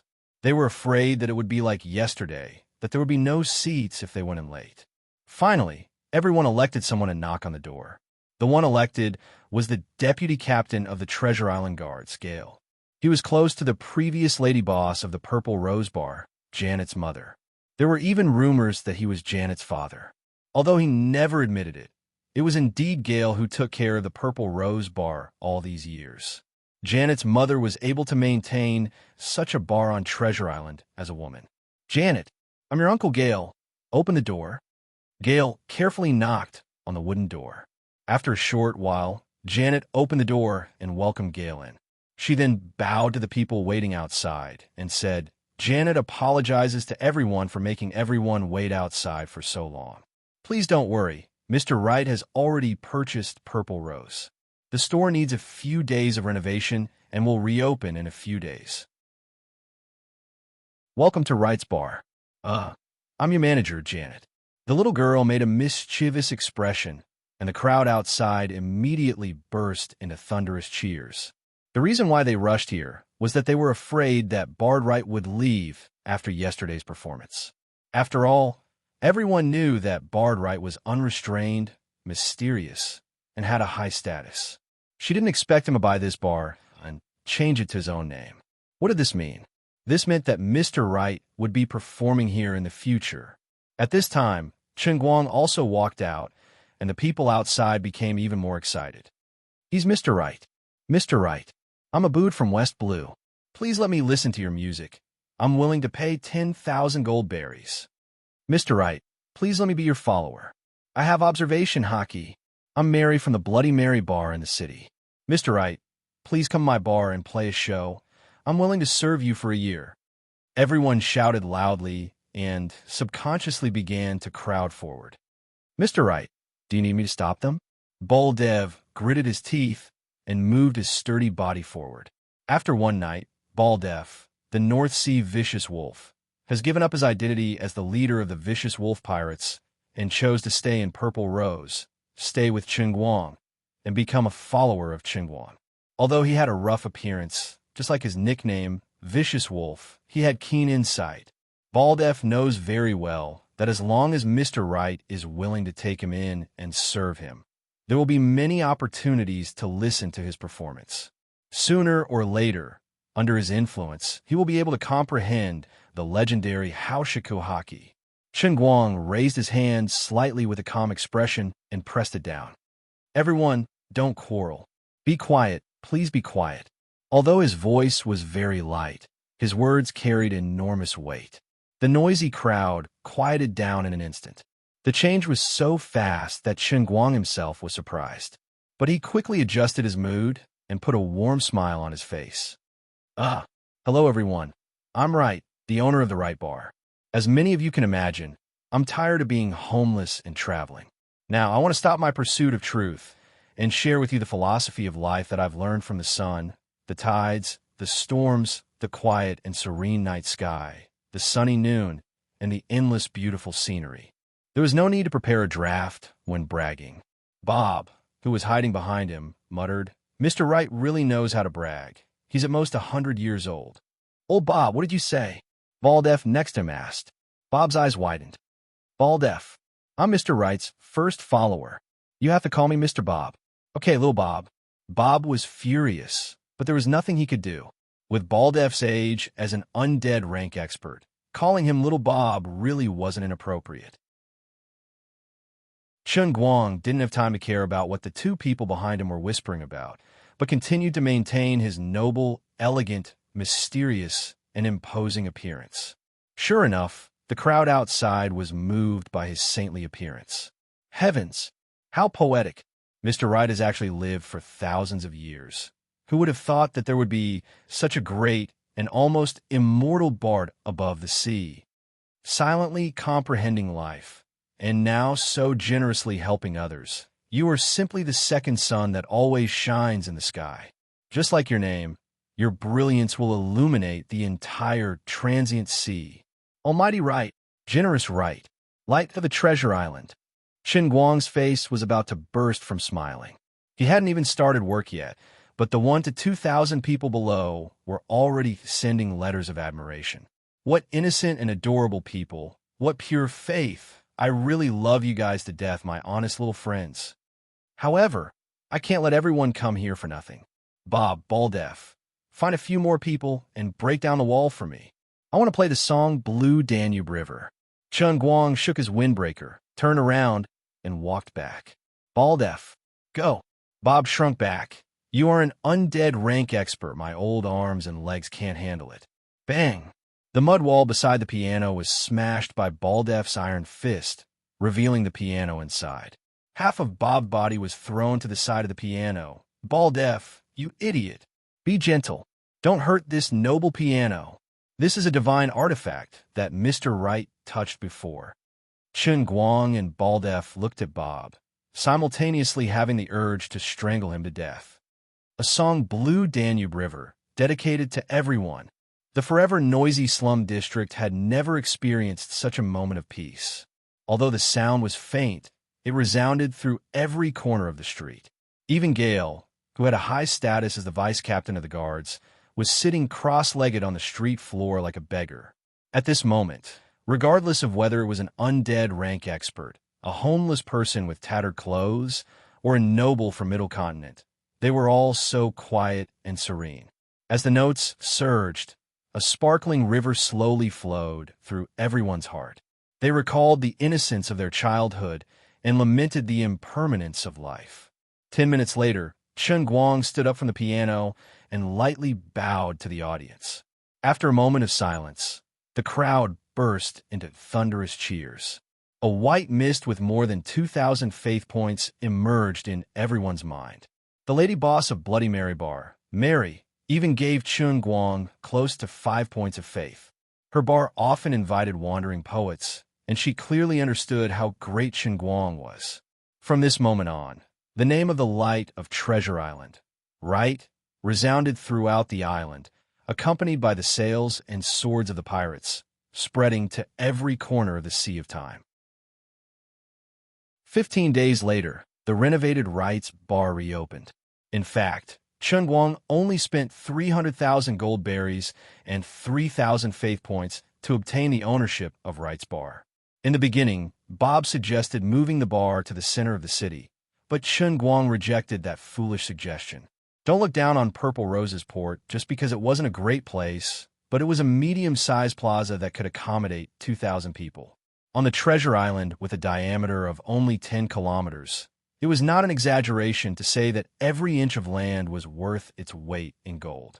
Walking through the entire Treasure Island, one would not be able to find a bigger square than the Purple Roses Street. What Chun Guang cared about was not the lowliness and nobility of the audience. He even hoped that his audience were all poor people. In this sea of time, where the weak are prey to the strong, the lower the weak, the more they desire to obtain stronger power, and the more they are willing to sell their souls for strength.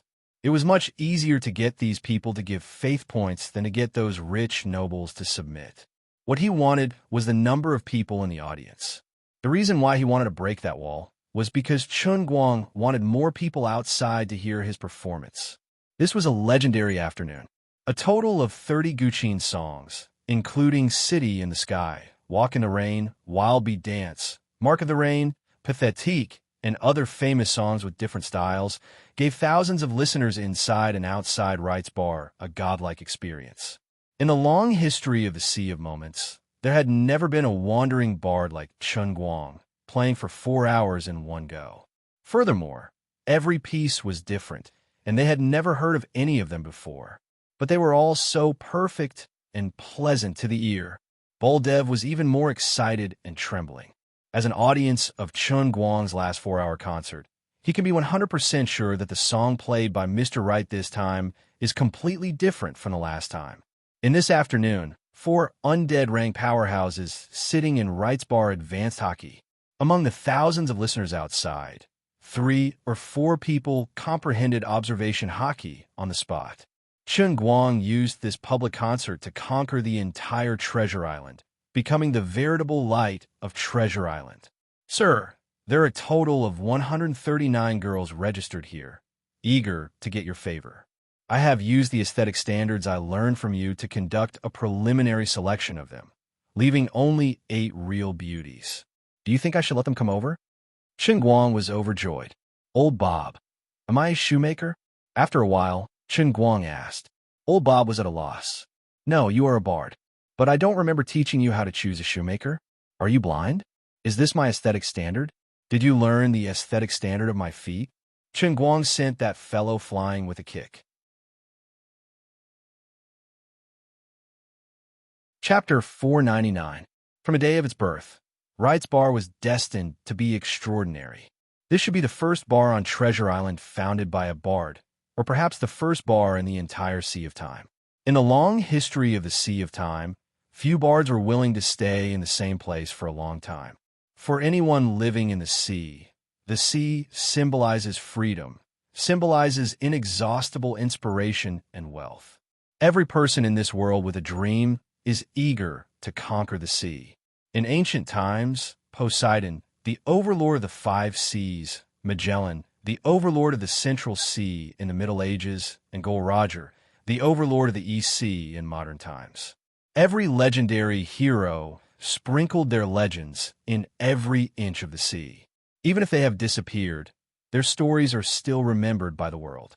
Even now, 10,000 years have passed. Magellan's statue still stands in the legendary garden in the center of Treasure Island. One after another, young pirates chasing their dreams devoutly pray in front of the statue and will set foot on the boundless sea with Magellan's guidance. Freedom is glory. Conquer and forge glory. This is the eternal theme of the Sea of Time. More than other professions, bard is even more unrestrained, staying in the same place for a long time. When everything around you begins to become familiar, it will be difficult for bard to find a source of inspiration in life. Only through endless exploration and adventure can one constantly obtain inspiration from the sea, and only then can one become stronger and stronger. One must become stronger in order to obtain an immortal soul. This was the case for pirates who practiced hockey. The same was true for mages who practiced magic and witchcraft, and the same was true for bards who practiced music and creation as their soul. Even a musician as strong as one of the 12 ocean emperors, Brooke, chose to take his own fleet to endlessly shuttle through the entire sea, adventuring on one mysterious floating island after another, challenging undefeatable sea beasts, and searching for treasures hidden in the depths of the sea by predecessors. Ordinary strong people pursue immortality, and immortal strong people pursue eternity. The longer they live, the more they fear that one day they will not be able to be reborn after death. Even the undefeated Gol Roger was submerged in the waves of history, not to mention the fact that none of the 12 ocean emperors alive today can compare to Gol Roger's hegemony.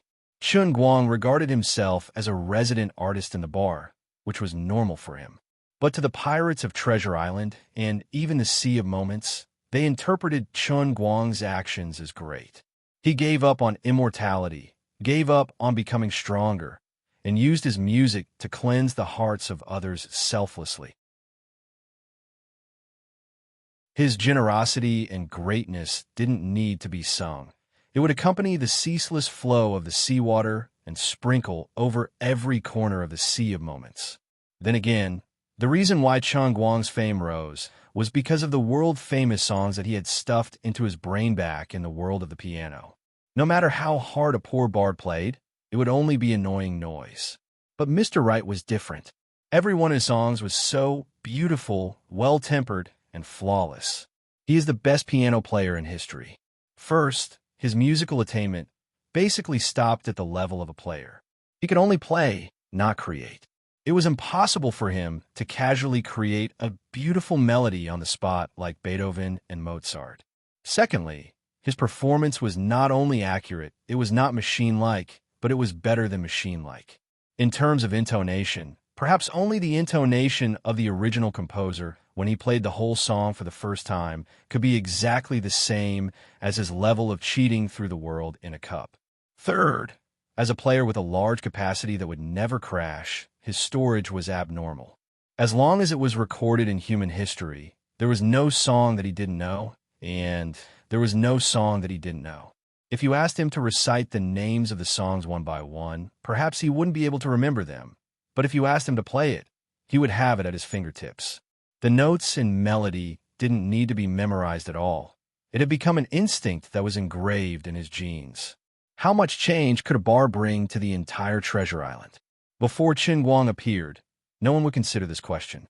However, a year later, when someone suddenly looked back, they realized that the layout of the entire Treasure Island had unknowingly changed. Although Treasure Island was a circulation island famous for trading, most of the pirate forces or representatives of the aristocratic families of Middle-earth who were in power on the island lived in the central area of the floating island. Starting from the wealthy area and the aristocratic area in the center, it was the large trading area, the slum area, the flea market area, and even the dock area for unloading and loading goods. Wright's Bar was located at the intersection of the slum area and the flea market area on the west side of the island. In this short period of a year, whether it was the representatives of the aristocrats or the people in charge of the pirate forces, they had unknowingly moved their residences near Wright's Bar. In particular, the two small buildings near Wright's Bar had been inflated to sky-high prices. One of them was bought by a representative of the top 50 strong forces in the Sea of Moments, and the other was bought by the son of a duke in Middle-earth. It was said that the duke had already set off for Treasure Island and would arrive in 2 years.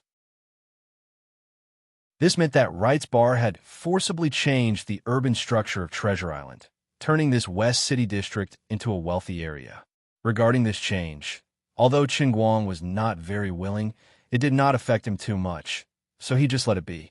During this year, he did not even take the initiative to recruit anyone, but his Wright's Bar grew rapidly and irresistibly. After the first month, his bar was guarded by 3 undying rank powerhouses, including Boldev, and no one tried to make trouble in his bar. Boldev became his first undying rank follower. A year later, the undying rank powerhouse who had only mastered observation hockey could only work as a waiter in his bar. There was once a pirate leader who boasted of being one of the top 100 pirate groups in the Sea of Moments and tried to kidnap Chun Guang. As a result, before he could get close, he was knocked down to the ground by an undying rank powerhouse wearing a modern bar security uniform designed by Chun Guang, according to his memory, and sent him to reincarnation. In addition, There were no less than 10 bards who were highly respected in the outside world who came to his bar to be apprentices. Cheng Guang did not have much music theory to teach, so he simply taught this group of people how to use a staff and then gave each of them a piece of music score. Now, of these 10 bards, 3 were part-time bartenders, 3 were helping to cut vegetables in the kitchen, and the other 4 who learned better were allowed to play on stage when Cheng Guang was lazy and spread the glory of their mentor, Mr. Right. About 11 months ago, Cheng Guang had found a way to find someone to send out a message. There were 2 letters, one to Annie and the other to Lung Qin. However, the sea of moments was too big, and now the year had passed. He did not know if the 2 had received it. Old Bob's beauty contest plan had never stopped, but his aesthetic sense seemed to be incurable. Cheng Guang also had a crooked idea at first. Since old Bob could not be counted on, he planned to find some sweetness himself. Although there were almost only blonde European girls on Treasure Island, it was not that there was no one who met his aesthetic sense, and the other party seemed to be very interested. Finally, he was about to succeed. However, just as he gritted his teeth and was about to go into battle, because he was too excited, he tripped on his feet and could not step on the bed. Instead, he slipped and fell to the ground. At that time, it was not easy for him to carefully select and search the entire Treasure Island for girls of the right age. Finally, he found a pure virgin girl whose appearance met his aesthetic standards. She climbed down from the bed in a panic and was about to help him onto the bed, but in the end, she saw the shocking hole on the iron floor. The size and thickness of the hole were exactly the same as his mortal weapon. Coupled with the flying sawdust that resembled a disaster scene, Bob, who was eating mashed potatoes downstairs, cursed through the circular hole. "Who's so wicked to make a hole upstairs?" Next to him, Boldev reminded, "Little Bob, above you is Mr. Wright's bedroom." A short and suppressed cry of alarm came from downstairs, and then there was the sound of someone running away in a hurry. The 18-year-old girl first looked at the hole, then looked at Cheng Guang, and in an instant understood everything. She then covered her mouth and cried bitterly, "Mr. Wright, please let me go. I don't want to die." Cheng Guang sighed and admitted defeat. Being too strong is really a kind of trouble. He actually wanted to explain to the girl that although the scene she saw was terrible, she was soft and the board was hard. As long as he controlled it well, no one would die. But the girl cried so miserably that he felt as if he had really committed a big crime. So he simply let her go. Little did he know that this was releasing a tiger back to the mountain. After one night, Mr. Wright's fearsomeness in one respect spread as rapidly as his talents spread throughout Treasure Island, and then throughout the sea of moments. If you don't have the strength of an undead, don't try to challenge Mr. Wright in bed. Even if you are a man, he can even break swords. He can even split seawater. I heard that Wright's bar lacked a hammer when it was renovated. It was Mr. Wright who personally made the stage. Don't ask me how he knocked the nail in. Without armament hockey, it will be easily smashed by him. Except for the strong, with Haushika hockey, no one can survive under Mr. Wright's whip. Are you talking about Annie? Don't talk nonsense. People will die. Rumors are so terrible that in the sea of time, where all the information is passed on by word of mouth or by letter, Cheng Guang didn't even have a chance to hold a press conference to clarify. Later, the girl who was let go even ran back and knelt down to apologize. She said that she didn't add anything to the outside world and just slightly disclosed the matter to her best friend. For this kind of thing, I only told you this, you must not pass it on to others. As a result, the next day, it was known to the world. Cheng Guang has long been numb. He didn't blame the girl much, and he just accepted his bad luck. Although his brother is now famous, and he is known as the Light of Treasure Island, after all, he is a good man who is not willing to force others. Yes, this is called not forgetting the original intention. Isn't it just a woman with Haushika hockey? Annie, come on. So, in such a hoarse wailing waiting, he has been in the sea of time for a year. Today may be just an ordinary day for others, but for Cheng Guang, it is particularly memorable, because from today onwards, his second business, Wright Divination House, can finally open. He had been busy for an entire year, insisting on performing on stage for 4 hours every day, constantly spreading his fame. With Treasure Island as his foundation, he had dominated the middle sea of Transient Sea's music industry. He had constantly instilled the concept that he was the best, that he was the strongest wandering bard. Finally, a year later, he had collected 6 million faith points. He locked himself in the office, first took a bath, fasted, and prayed, then began to work on the light screen. Come on, I want the devil juicer. Come on, I want the divination ball. Looking at the two things in front of him, he was a little confused. Then the question is, why does the devil juice juicer, a specialty of a Sea of Time, look so familiar? It even came with a packaging. There is even an advertising slogan on the packaging. 9 Suns Juicer, fresh every drop. Damn it. Also, the divination ball in my memory isn't like this. It should be a crystal ball the size of a palm. Why is there a monocular in front of me? There is also a packaging. Be careful. Damn it to the quadratic power. Just as he was in a daze, Bob pushed open the door and entered. Mr. Wright. Not good. Brooks' fleet is on the way to Treasure Island and will arrive tomorrow. I heard that he is here to challenge you. He has a lot of opinions about you, often proclaiming that you are the #1 bard of the Sea of Time. Chen Guang slapped the seat and stood up. Damn it to the quadratic power. The bard Wright's boastful words somehow reached the ears of the musician Brooke. In fact, Chen Guang already knew that his arrogance was likely to arouse the dissatisfaction of some of his peers. But after personally listening to his music, most of the bards near Treasure Island chose to worship him on the spot. A small number chose to set sail, and most of them chose to stay on Treasure Island and become his fans after being rejected on the spot. Perhaps later on, the super strong bards standing at the top of the Sea of Time would dare to challenge his majesty. The musician Brooke is one of the best. Mr. Wright, do we need to run? Old Bob asked. Chen Guang stared. Why should we run? If you want to challenge me, then come. Do you think I will lose? Bob was shocked. Mr. Wright, can you win? Bob, do you know what I admire most about you? Chen Guang restrained his anger and said with a fake smile. Bob said without hesitation, Sir, you must think that I am smart and can always solve problems for you. Chen Guang shook his head. No, no, no.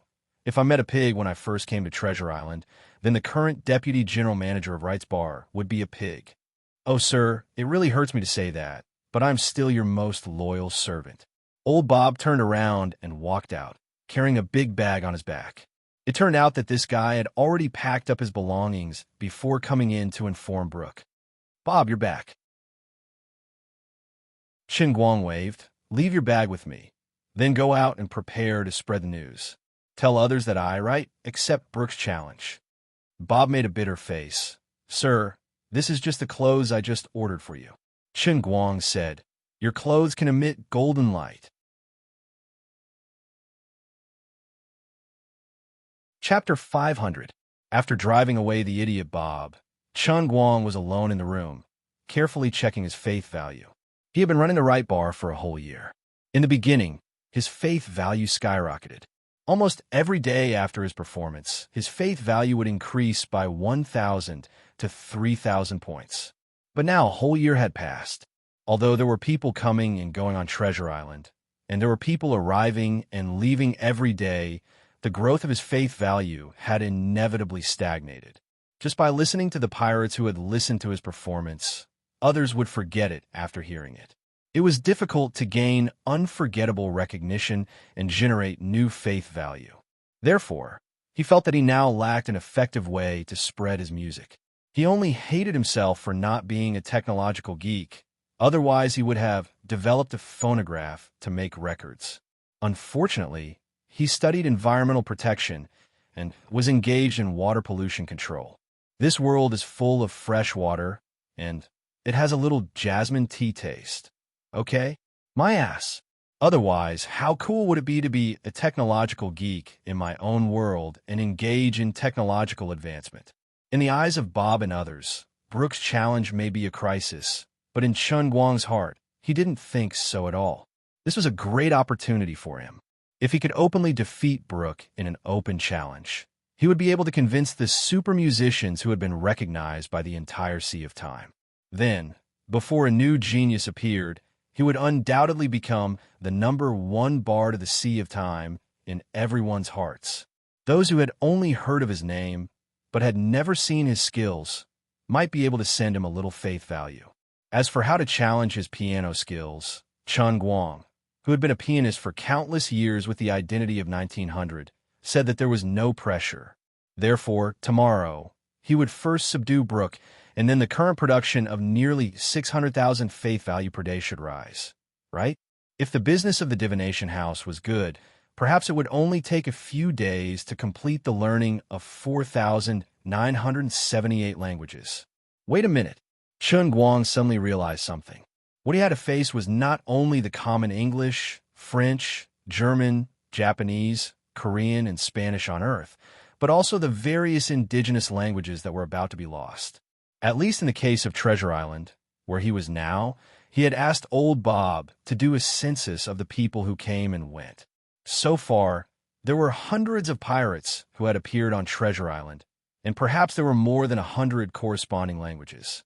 However, the official language of the instantaneous sea was still English. At first, it was very easy and pleasant for him to keep learning new languages, but gradually, as the languages he needed to learn became more and more obscure, it was very likely that he would not be able to find anyone who knew these obscure languages, even if he had demon juice. Although the population of the Sea of Time was as high as 178 billion, as long as one's efforts paid off, coupled with the divination ball search function, they should be able to find people. But the Sea of Moments was too big.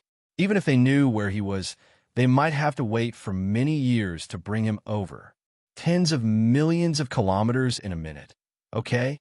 For example, if some unlucky race with a rare language was living on a certain floating island near the border of the Sea of Moments, how were they supposed to bring them over? Although most of the population of the Sea of Moments was concentrated in the 5 seas, everyone knew that the seas outside the 5 seas were the most mysterious and boundless. For example, the Wampy's Sea of Gorger Roger. It seemed like no one could find it now. Chen Guang expressed that he was starting to panic. He felt that the setting of the heavenly Holy Grail was very unreasonable. It was simply a scam. "Lori, come out and save me," Chen Guang shouted in his heart. Lu Li cursed in her heart unhappily. "What? I'm busy. You should know what I was thinking just now, right? Give me an idea. I'm now locked up in Treasure Island and can't move. What if some remote Hebrew language is on the side of the cup?" Chen Guang said anxiously. Lori chuckled. "Don't worry. When your daily production of faith reaches 100 billion a day, you will find some surprises. Let me give you a small tip. You can't leave Treasure Island. But isn't Treasure Island a floating island?" Chen Guang instantly understood. "You mean I can pay the faith points to drag Treasure Island away?" Lori nodded. "That's about it. Why is it 100 billion a day? That's F***king expensive. Our price system is collapsing so badly." Chen Guang protested. "If the Heavenly Holy Grail is a game developer with the price system collapsing like this, it would become a ghost in 3 days. Lori chuckled. "You can understand it this way. The game developer's concept is very good. But you neglected one thing. The Heavenly Holy Grail is a single-player game. You are the only player, the entire game. The entire world is to serve you. To be more accurate, including the realm of transient sea, all the test worlds exist to train you. Even if the transient sea has already become its own world and self-proclaimed system. When you enter, the Heavenly Holy Grail will still make slight adjustments to certain things under the precondition that the realm of transient sea is stable, to ensure that your training and tests are in line with the Heavenly Holy Grail's original intentions. This way, don't you feel that you have a special sense of existence, that you are especially respected? Otherwise, how can there be such an easy thing in this world, that you can get something without paying?" Chen Guang fiercely slammed the table. "Your family's slight adjustments go from tens of thousands to hundreds of billions. Which idiot designed this Heavenly Holy Grail? Is there a hole in his brain? Such an indecent, endless god world's 10 great god equipment. It's simply degrading. Lori, he well scolded. I really want to curse that bastard to death. Chen Guang laid on the chair and pretended to be a zombie. Seeing his face that was filled with nothing to live for, truly pitiful, Lori showed a rare kindness. All right, don't complain. There are some words that I don't want to say to you too clearly, but you have to understand it yourself. Letting you stay in the transient sea for a long time is something that the heavenly Holy Grail deduced after precise calculations that it must do. Don't you feel that, as the wielder of a supreme god equipment, as the savior of this empress, your temperament is too weak? Letting you experience the various states of the world here, experiencing life, this is the Holy Grail's test for you, and also a form of nurturing. In the past, it would seal your heart every time, making you waste away your time. This time, when you return to the transient sea, it is a chance for you to transform yourself, to be reborn.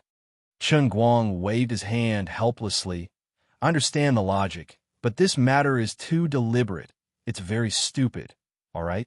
Not letting you stay for 62,000 years is already a great kindness. Accept your fate. Don't look for me for help, because this is something that even I can't decide. Remember, in your long life, how to see through the mysteries without forgetting your original intention. This is especially important for you. You have to understand, the transient sea is only one of the 3,000 worlds. Right now, you're only facing the test of the one line of heavens. The days are still long. Chen Guang didn't want to talk to Lori anymore, and threw a lump of snot at her. Outside, there was also a fellow who had nothing to live for. Seeing Bob come out with a bitter face, Boldev came over and asked, Little Bob, what is Mr. Wright's attitude? Are we going to start a war with Mr. Brooke? I have just talked with many experts on the island, although everyone is willing to pledge their lives to follow Sir. But even if we join forces, we still can't resist Sir Brooke. The power of the Sea Emperor is too strong. It's not something we can imagine. Bob glanced at Boldev. He stared affectionately at this bearded brother. After a long time, he softly said, Boldev, after I die, can I be buried together with you? Boldev stared at him. Has the situation become so serious?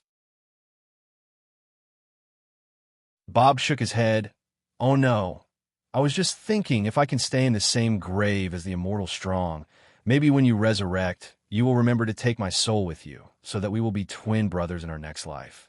At that time, you must remember to let our parents name me Bob, and tell me the story of my life from an early age. Boldev, I am very reluctant to part with you. If possible, please don't let my soul dissipate like dew in the morning under the sun. Boldev, well, if you also have a soul, I'll try my best, but it is also possible that we will be twins. Bob, it is also possible that we will be deformed with two heads, so that we can learn the cannibal magic that requires two heads to chant at the same time. The Light of Treasure Island, Wright, had announced that he had accepted the musician Brooke's challenge. This earth-shattering news swept through the entire Treasure Island in a flash. Under the feet of the seagulls and geese, it quickly spread to every corner of the Central Sea. This incident happened so suddenly that it caught everyone off guard. A year ago, Sir Brooke was still on the periphery of the South Sea, looking for the location of the Sea of Music and Murex Sea. No one knew what kind of powerful magic he used to make his ship cross nearly 10 million kilometers in just 1 year to arrive at Treasure Island. In the understanding of many people, even at this time, Brooke should not have heard of the name of Wright. Chen Guang himself was also pondering over this matter. He felt that perhaps Brooke had some means of spreading information that he did not know of. Silver Sparrow sighting. Since the other side issued the challenge first, of course, he had to add some stakes to make it interesting. Otherwise, he would be putting himself too low. On his side, he intended to write 10 pieces of music as stakes. As for Brooke, Chen Guang's territory could be considered, so he first put out the music pieces and let the other side see the dish on the plate. After all, for Chen Guang, the music pieces were worthless, but for the genuine bard Brooke, who pursued the highest realm of art, it was a priceless treasure. This is called cross-border business, or smuggling for short. Huge profits need not be explained. At this time, above the distant East Sea, Brooke put down the colorful shell in his hand and fell into contemplation. After a long time, this skinny as a match, wearing a huge curly-brimmed hat, the number 1 bard of the Sea of Time sighed softly, but did not speak. Next to him, a young man dressed in aristocratic clothing slightly bowed. "Sir Brooke, this subordinate thinks that, with your status, challenging a bard who has just become famous for less than a year, it is detrimental to your dignity. I think his wording is inappropriate, and he has the intention of humiliating you." Brooke turned his head to look at the young man. "Watson, you don't understand. A bard is different from an ordinary pirate who cultivates hockey. The higher a bard stands, the less he can see the direction of the future, unable to find the goal of cultivation. I've been stuck in this realm for 2,000 years, dying and coming back to life again and again, causing my memory to gradually blur. If I can't go further, perhaps the next time I sleep, I will disappear forever." Watson's mood became agitated. "No, impossible. Mr. Brooke, you are the greatest bard. How could you disappear?" Brooke was somewhat disappointed and frustrated. "Young Watson, do you know who my captain is?" "What? Sir Brooke, you also have captain?" It was obviously the first time that Watson heard this secret. Brooke nodded. "Yes, my captain is the only great overlord of the sea who has defeated the central government. He is the only pirate king recognized by everyone after Gol Roger. His name is Luffy." "What? Sir Brooke, you are actually a crew member of that ship." Watson has been following Brooke for 1,000 years, but it was the first time that he heard him talk about the past. "Yes, we found the Wampi's sea together with the Shawnee. We have the world's greatest pirate king, the greatest swordsman, the greatest chef, the greatest navigator, the greatest archaeologist, the greatest doctor, the greatest mechanic, and the stupidest sniper. We have done things that others can never imagine. When we found Gol Roger's treasure, my companions chose to drive the Shawnee deeper into the endless sea. My captain wanted to see the end of the Sea of Time. I was going to go too, but they told me to stay. They knew that they probably wouldn't come back. They thought that I should leave my talent in the 5 seas and use my music to create more excellent pirates for this world." Watson slammed the table. He was going crazy. "My God. Gol Roger's treasure. Mr. Brooke, I really didn't think that you... What kind of treasure is that?" "That's a letter. Nothing else." Brooke's tone became deep. "What did the letter say?" Watson's breathing almost stopped. The atmosphere in the cabin became incomparably heavy in an instant. Brooke raised his head slightly and looked at the window, as if he was afraid that the wall had ears. The letter said that the owner of the Eternal Hand is alive. The legend of the Eternal Hand and the invisible wall at the end of the Sea of Time has been circulating in this world for far too many years, so long that if it wasn't mentioned, it would be almost forgotten. But with just a little bit of information, everyone in the Sea of Time knows about it. This is the most basic common sense. Just like how there are 24 hours in a day, after the day passes, it is night. Brooke's simple words revealed an infinite amount of information. Since the owner of the Eternal Hand is alive, it means that the entire Sea of Time is simply a cage. The entire world isn't even as big as his hand. We are just playthings in other people's hands. Just by imagining this scene in his mind, he could understand how depressed and painful Gol Roger, who had already stood at the top of the world, was when he discovered this secret. This is the biggest secret of the Sea of Time. In order to find this secret, Gol Roger spent 10,000 years of his life. In hundreds of reincarnations, he traveled through the 5 seas, went through countless difficulties and dangers, went deep into the sea, defeated one Sea Emperor-level monster after another, explored one mysterious ruin after another, tore open the deep sea with his formidable strength, went down to the bottom of the sea, and communicated with the merfolk on those huge seabed continents that made people despair. He walked step by step on the footprints left by the great sages like Poseidon and Magellan, and then used his unparalleled knowledge and wisdom to decipher the mystery and deduce this conclusion that he didn't dare to believe, but had no choice but to believe. Discovering this secret turned the great overlord of the sea into a decadent old man. He didn't even dare to say it. He didn't dare to let his crew know even the slightest bit. He only dared to write it in a letter and bury it in the deep sea. Even if he lost the love and respect of his crew, he didn't care, because he knew that if he simply said it, it would only make people think that he was a stupid madman. Therefore, before he died, he told a big lie, telling people that his treasure was hidden in the sea of 10,000 peaks, making the younger generation crazy and setting off the great pirate era. Only treasures obtained after risking everything will be cherished. Only this kind of words will be believed. In the end, Gol Roger suddenly lost the right to be immortal because he had almost seen through the true secrets of the realm of the transient sea. He even wanted to reveal the secrets to the public, so he was punished by the realm of the transient sea, and his immortal soul was taken away. No, impossible.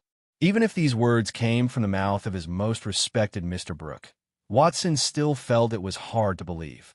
Brooke smiled. See, even if I say it, Watson, you still doubt it. We were also like this. Even if this letter was left by Mr. Gol Roger, it still made us lose our minds for many years. So Captain Luffy and the others chose to continue to the deep sea, even if they knew they couldn't come back, just to see the hand of eternity? It took Watson 15 minutes to calm down a little and asked again. Brooke nodded, yes. Therefore, I must challenge right. I have waited for such an opponent for thousands of years, and I can't hold on any longer. The best result is that I can break through the shackles of the present in the fight with him, and become the strongest bard that has never appeared in the entire history of the Sea of Time. The worst result may be nothing. Then I will choose to pass on Roger's letter and my everything to him, hoping that after I die, he can pass on this secret and cultivate a powerful pirate king that surpasses Luffy, surpasses Roger, surpasses Magellan, surpasses Poseidon, and breaks this endless cage. Let us obtain true freedom. Mr. Brooke, Watson, who has a lifespan of 1,300 years and a young body, cried like a child. At this time, Brooke and Watson didn't know that the owner of the Hand of Eternity was waiting for him on Treasure Island, and with a face full of expectation, he was shaking the 10 pieces of music he had just written in his hand, wanting to obtain the means to transmit the message, the sound transmission shell that he had just used to communicate with others.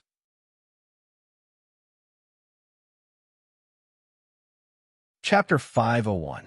In the early morning, Treasure Island was filled with coolness, and the white fog shrouded the entire island.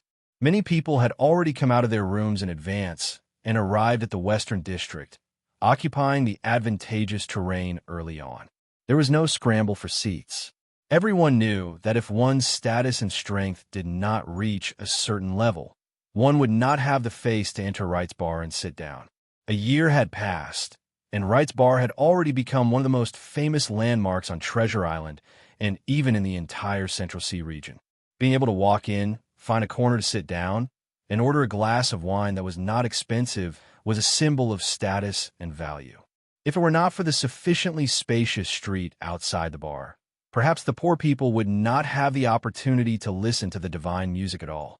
It was said that the bar manager, Janet, had planned to purchase a nearby block and turn the entire large area into a grand theater. She almost succeeded. Most of the houses near the street corner were purchased by her under Mr. Wright's name, but in the end, the theater wasn't built. Instead, most of the buildings were flattened and turned into a medium-sized square that could accommodate 10,000 people. It was said that this was Mr. Wright's intention. At that time, his original words were as follows: "Music and art, regardless of high or low, music performed in a cage-like theater has no soul. Only unrestrained music can obtain eternity in the sea breeze." Therefore, on the bustling trading island of Treasure Island, the newly built Wright's Square had become the most unique scenery. Every day from 1 to 5 o'clock in the afternoon, the huge square would become completely silent, and only the ethereal and gorgeous music would resound throughout the square. However, even if such a huge square had been expanded, it would still be full of people when Chun Guang played every day without exception. Usually, it was extremely difficult to find a seat in the square, let alone today. People put on their best clothes and went out early. The sun had only risen halfway, but the huge square was already crowded with people. Not only that, but the streets further away were also crowded with people who had nowhere to go. The street vendors were much more diligent than usual, shouting and selling goods and breakfast that had been rushed through the night last night. Even the 4 trading halls on Treasure Island that never closed for business had chosen to close for the day. This was because none of the natives of Treasure Island who worked in the trading hall were willing to work at all. All of them had applied for leave to go to Wright Square. A festive atmosphere filled Treasure Island. In just one night, the resident population of Treasure Island, which was about 600,000 to 700,000, doubled. Everyone who could arrive within one day tried their best to come from all over the Central Sea region. It was rumored that the leaders of the Central Sea, in order to arrive within one day, had even used powerful black magic to arrive within one day. At this time, it was said that they would arrive before noon. In addition to the 3 captains who were originally on Treasure Island, among the top 100 pirate forces in the Sea of Moments, 7 more had rushed over overnight, and the leaders of 8 other forces were on the way. Without exception, in order to rush over as quickly as possible, they had all paid a heavy price, just to witness with their own eyes the contest between musician Brooke, one of the 12 Sea Emperors, and Wright. The competition between bards was actually not uncommon. Unlike the fierce competition between pirates, the competition between bards was mainly focused on performance skills or poetry creation. Basically, no lives would be lost in the competition. On the contrary, they could gain new insights through mutual exchanges and collisions. This was also one of the ways that bards in the transient sea who were close in level to improve themselves.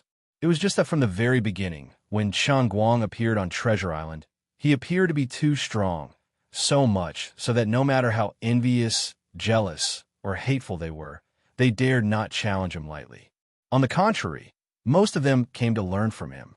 Originally, these people did not have any hope of becoming his disciple.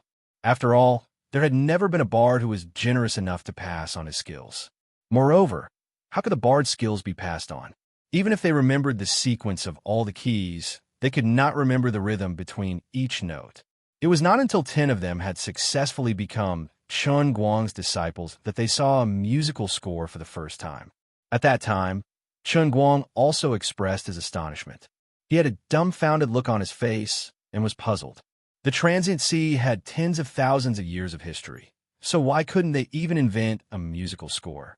But later on, he also understood that in a sense, before he came here for the first time, the entire transient sea did not exist. Its previous history was a fictional reality created by the Cup Realm when it created the world. To Chun Guang, the history of the transient sea was fictional, but to the people of the transient sea, it was real. It was actually very simple to explain why they did not have a musical score. It was because Chun Guang did not understand this thing at all. He did not have this concept in his mind at all. He had forgotten about it when the heavenly Holy Grail was creating the world. Sometimes being carefree was a very happy thing. At this time, no matter how excited the people outside were, Chun Guang himself was sleeping soundly. After making the first cup of devil juice last night, he did not stay idle. He spent the whole night training 2 of his 10 disciples, Shauna and Selwyn. The scene at that time was like this. Teacher, why can't I wear clothes when I play the piano? You can wear clothes when you play outside, but when you study with me, every inch of your skin must be exposed to the air. This way, every pore of your body is breathing, and you will be able to experience the artistic aura emitted by your teacher's body. Yes, teacher, but why do David and the others wear clothes when studying with you? Because their realm is too low, so they temporarily cannot experience my precious artistic aura. Shauna, when you play, spread your legs a little wider, use your strength to breathe, use your heart to feel, that's right, that's it. Teacher, your pants are torn. It's okay, I also need to breathe. Teacher, the piano collapsed. It's okay, buy a new one tomorrow. Crack. Teacher, my elbow is broken. This time, something happened. After a moment of chaos, Chun Guang and Selwyn carried the accidentally injured Shauna back to the room. Chung Guang said, "Actually, when I was teaching, I accidentally touched her elbow. I really didn't mean it." If he had a choice, he would rather all of his disciples be beauties. Unfortunately, his heart was higher than the sky, and his life was thinner than paper. After so many choices, he could only find these two girls. Shauna's appearance was pure, and she was 70 to 80% similar to the Hollywood star Emma Watson in his memory. Celine was more charming, and she looked very much like Scarlett Johansson. As for how talented these two were in the piano, Chun Guang said that he had no idea. His own music theory was zero, so he had no right to evaluate other people's talent. The reason he chose them as his disciples was very simple. Appearance was justice. As for the other 8 male disciples, Chun Guang felt that he could not only accept female disciples, otherwise it would be too obvious and damage his image. Therefore, after eliminating more than 90% of the people who came to learn from him, he kept these 8 men. There were 2 reasons for choosing them. First, they were to make up the numbers, and second, they were ugly enough. If the world knew that Mr. Wright's standards for accepting disciples were like this, who knew how many of his fans would have their dreams shattered? Of course, as a modern person with a thick skin, Chun Guang definitely could not let people find out that there was something fishy about him. "You are the disciples that I have chosen, 1 in 10,000. If you can inherit even a 10,000th of my talent, you will become the legends of the Sea of Moments." Do you remember? This is the staff. This is the greatest treasure I have left for the Sea of Moments. From today onwards, the bards of the Sea of Moments will completely change their current situation of thinking alone. Instead, they will be able to record their own inspiration using the staff and pass it down. When Chun Guang accepted disciples, he said this to the 10 people below the stage who were looking at him with admiration. "I am satisfied with your talent, but you must remember, only those with the most sincere hearts can become the greatest bards. Therefore, I absolutely forbid the love between apprentices. Once discovered, they will be expelled immediately." The 10 people looked at him with even more admiration. If you want to understand the true meaning of art through love, you can only love me. The eyes of the 10 people seemed to have stars. What a great teacher. Don't look at me like that. In my hometown, same-sex love is not accepted. Finally, when the noon bell rang, a huge ship hanging a huge pirate flag suddenly appeared outside the port of Treasure Island. Brooke had arrived. The people who had been waiting here for a long time cheered in unison.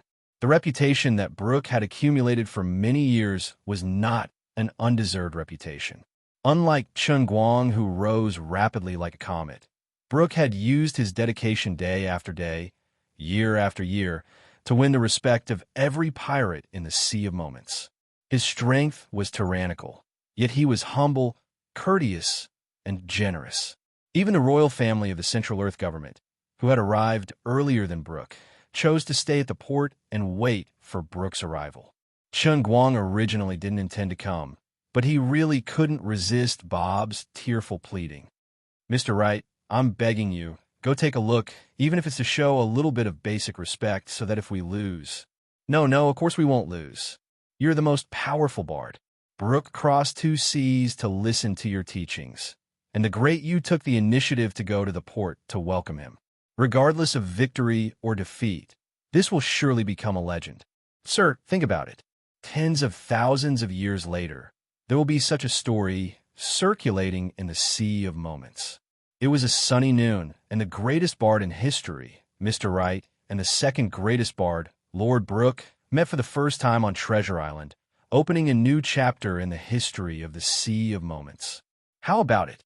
Don't you feel excited just thinking about it? Although today's Bob was no longer the destitute intelligence merchant of the past, and was also a respected figure on the island, his eloquence hadn't fallen, and his flattery had become even more exquisite. Chun Guang was also pleased with the flattery. There's still a bit of truth to it. Let's go.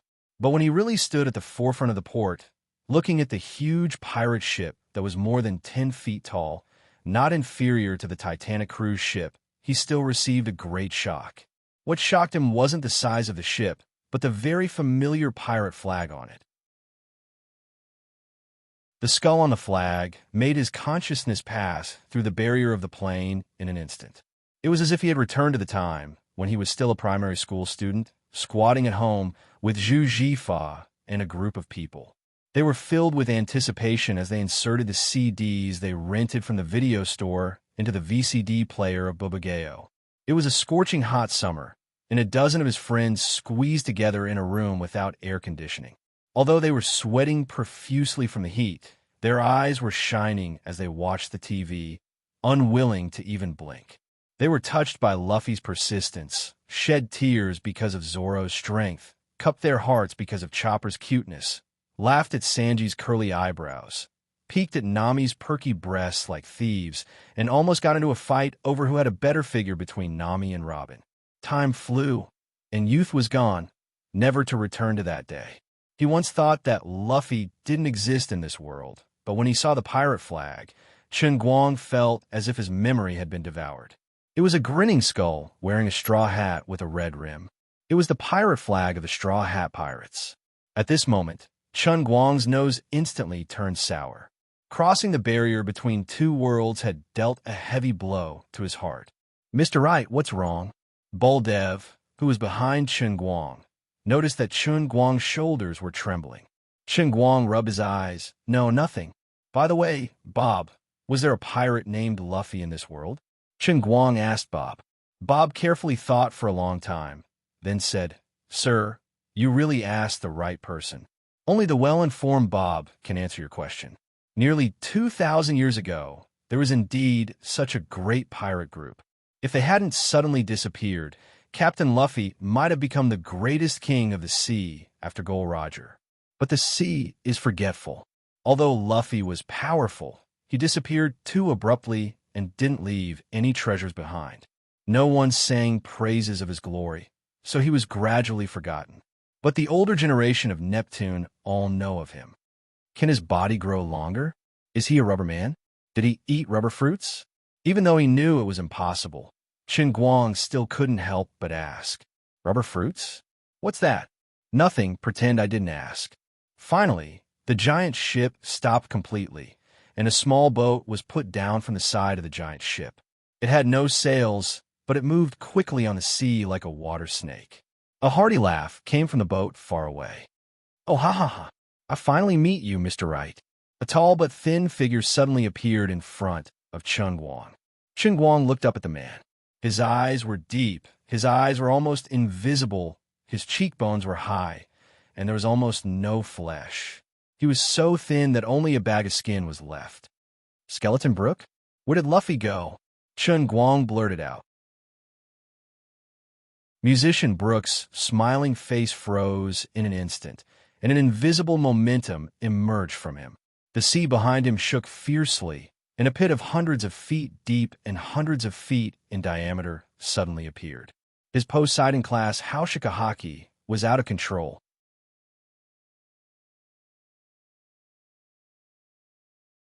Chapter 502. With Brook's sudden loss of control, it was as if the entire treasure island had been hit and trembled slightly. He has been in the Sea of Time for a whole year. The most powerful pirate that Chen Guang has seen is only a captain in the top 50 with armament hockey. This is the first time that he has encountered a Sea Emperor-level powerhouse. The earth under his feet trembled, but it was only a slight leakage of Brook's power. "Mr. Wright, you are really funny." Brook was silent, and Watson, who was next to him, quickly came forward to ease the atmosphere. Chen Guang is 100% sure that his judgment is not wrong, but this skeleton Brook is deliberately concealing his identity. Perhaps he has other considerations, so he pretended that he didn't mention anything and put a smile on his face again. "I write on behalf of Treasure Island. Welcome the arrival of musician Mr. Brook." Mr. Wright is really polite. Brook seemed to have recovered, and his skeletal face showed an ugly smile, but gave people a sense of goodwill. The royal families from the central continent then led their teams to greet Wright Square. After a brief greeting, the group of people, surrounded by the entire Treasure Island people, walked towards Wright Square. Along the way, Brook was quiet and thoughtful, and Chen Guang was no better than him. But when the two arrived at the square and saw the piano placed in the middle of the square, Brooke's eyes bloomed. Guang turned around and motioned for Brooke to go up first. "Mr. Brooke, please." Brooke was a little excited. "I remember the last time I came to Treasure Island, it was still a messy slum, but now such a beautiful square has been built. I think this must be the credit of Mr. Wright. Everyone, I just learned that this square is called Wright Square. So, I, Brooke, propose to build a statue of Mr. Wright in the middle of the square. How about it?" No one thought that before the contest between the two sides had even begun, Brooke had already put forward such a proposal. In the sea of time, statues have a very special meaning. So far, only a few people have left statues for people to admire, even including the statue of Gol Roger suffering on the execution platform. Although Guang was quite accomplished now, no one had mentioned the matter of the statue, because no one had enough weight to speak up. But if these words were spoken by Brooke, one of the 12 strongest sea emperors, then the concept would be different. Brooke's action made the two sides pay respect to Guang before the fight even began. Guang himself felt it the most. Following Brooke's words, his faith value actually soared by thousands. This proved that at least thousands of people present were influenced by Brooke's words and recognized his level in their hearts. He had worked himself to death for 4 hours to be able to influence so many faith points, but Brooke only needed to say a few words. Just as he was about to be modest, Bob suddenly jumped out from the side. "Worthy of being Mr. Brooke. All my life, I, little Bob, have only admired my master, Mr. Wright. Now, at last, I see you, who are as great as Mr. Wright in my heart. For my master to be recognized by Mr. Brooke, my little Bob's life is worth it." After saying that, this guy actually began to wipe his tears, not knowing why. Guang felt that he was crying tears of joy. He definitely felt glad that even if he lost, he didn't have to fight to the death. "This is too shameful." Guang calmly waved his hand. Boldev came forward and knocked Bob on the back of the head, knocking him unconscious and dragging him to the side. "I've let Mr. Brooke see a joke." Guang restrained his thoughts. "Although this square is good, the sound of the piano is too low. Although there are a lot of people here and everyone is quiet enough, only the people near the piano can hear the sound. It's really a pity." Brooke waved his hand. "Watson, take out all the sound shells we found in the outer sea, since I took the initiative to challenge you. In order to thank you for your generosity, I will give you these sound shells as a gift." As Watson spoke, he had his attendants open one big box after another. They took out a dozen large shells that were so thick that a person could wrap his arms around them and place them around the square. Finally, Watson put a small shell on the piano, turned around, and nodded to Guang and Brooke. "It's done." Brooke was about to explain, but Guang raised his hand. Of course, he knew that this thing was called a sound shell. He was ecstatic. He had been worrying about how to spread his music. How come he didn't think that since the world of the Sea of Moment was taken from One Piece in Pirates of the Caribbean, then it was reasonable to have those colorful shells? It's just that no one had discovered it before. But for him, this was not a problem at all. He was a man with a divination ball.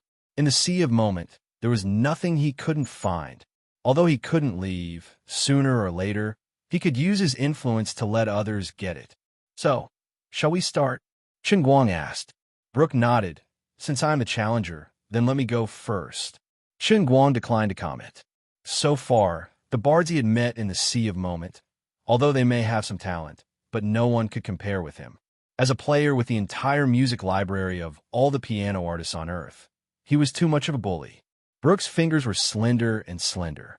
This was necessary. After all, they were almost skeletons. But his fingers were also very flexible. As he began to play, the sweet music echoed around the square, which was the credit of the sound shells arranged by Watson. These sound shells were collected by the one placed on the piano, and then transmitted to the large sound shells placed in every corner of the square, using principles that modern science couldn't explain. It was just like the sound system used in concerts in modern society. When Brooke's song ended, many people in the square, after a brief silence, applauded one after another. In addition, Among the tens of thousands of people in the square, there was actually someone who comprehended hockey on the spot. Worthy of standing at the top of this world's bards, the level of his self-created music was absolutely not inferior to the famous masters that had appeared on Earth. Chen Guang was speechless. Bob silently carried the backpack he stole from Chen Guang's office on his shoulder, and then was pressed to the ground by Baldeff. "Mr. Wright, please." Brooke stood up. Chen Guang pondered in his heart. If he were to bring out a classic from the modern era, his performance might only be on par with Chen Guang. Not to mention that Chen Guang was a sea monarch expert. Although Chen Guang didn't deliberately display his aura, it was inevitable that his unique, domineering aura would be integrated into his music. Worthy of being the musician Brooke, he was really strong. If this goes on, I will lose. Bracing himself to sit on the piano, Chen Guang recalled the contest with the jazz master on the Virginia. His mind flashed, and he finally thought of an unconventional method. Although you're very powerful, but I, your brother, am a cheat. He first turned his head to the side and apologetically smiled at Brooke, and then said, "I'm sorry." Immediately, he began to play. In the blink of an eye, the audience was in an uproar, because the music he played was exactly the same as what Brooke had just played. A perfect copy, without any deviation, simply so accurate that it made people feel horrified. The bards of the instantaneous sea, in addition to the 10 songs taught by Chen Guang, all the other songs were their own original compositions. They combined all of their own understanding of art to form a complete song, but they couldn't teach it to others. Now, Brooke had just played a song, and Chen Guang completely copied it. This was simply beyond people's understanding. Brooke looked at Chen Guang as if he was looking at a monster. When the long song finally ended, he couldn't help but ask, "This? Why is this?" Chen Guang didn't explain to him, just smiled and stood up, gesturing him to continue, with an unfathomable look on his face. Although there was no music score, as a player, as a cheat who could cheat by relying on his faith, he only needed to pay tens of thousands of faith points to play back the song that Brooke had just played in his mind. Then, following the sound in his mind, he played it mechanically, as if he was playing against a music score. Although his performance was only similar, it lacked the soul of hockey bestowed by Brooke, and couldn't make people advance to hockey on the spot, but as long as the sound was exactly the same, it was scary enough. Bellucci refused to believe it, and once again played another of his own tunes. Chen Guang did the same. After going back and forth 9 times, Brooke finally put down his hands. I lost. Chen Guang wasn't in a hurry to let him admit defeat. He still didn't stand up from the piano, but waved his hand and said, "Mr. Brooke, I have my own song here. It won't be too late for you to admit defeat after you listen to it." Immediately, Chen Guang picked up the small sound shell in front of him, which was responsible for collecting music, and loudly said, "Everyone listen. People below the undead level, immediately leave here. Go to a place where you can't hear the sound. This song will kill all of you." The huge square was in an uproar. On Earth there was such a song. Its name was Black Sunday, also known as Melancholy Sunday. It was composed by a self-taught Hungarian musician, Roland Charles. In terms of artistic achievements, he was not very high, but he left behind this strange piece of music. According to rumors, countless people chose to commit suicide after listening to the original version of this song. Of course, in modern society, many different versions of Black Sunday could be searched on the internet, but almost no one would do anything irrational after listening to such a song.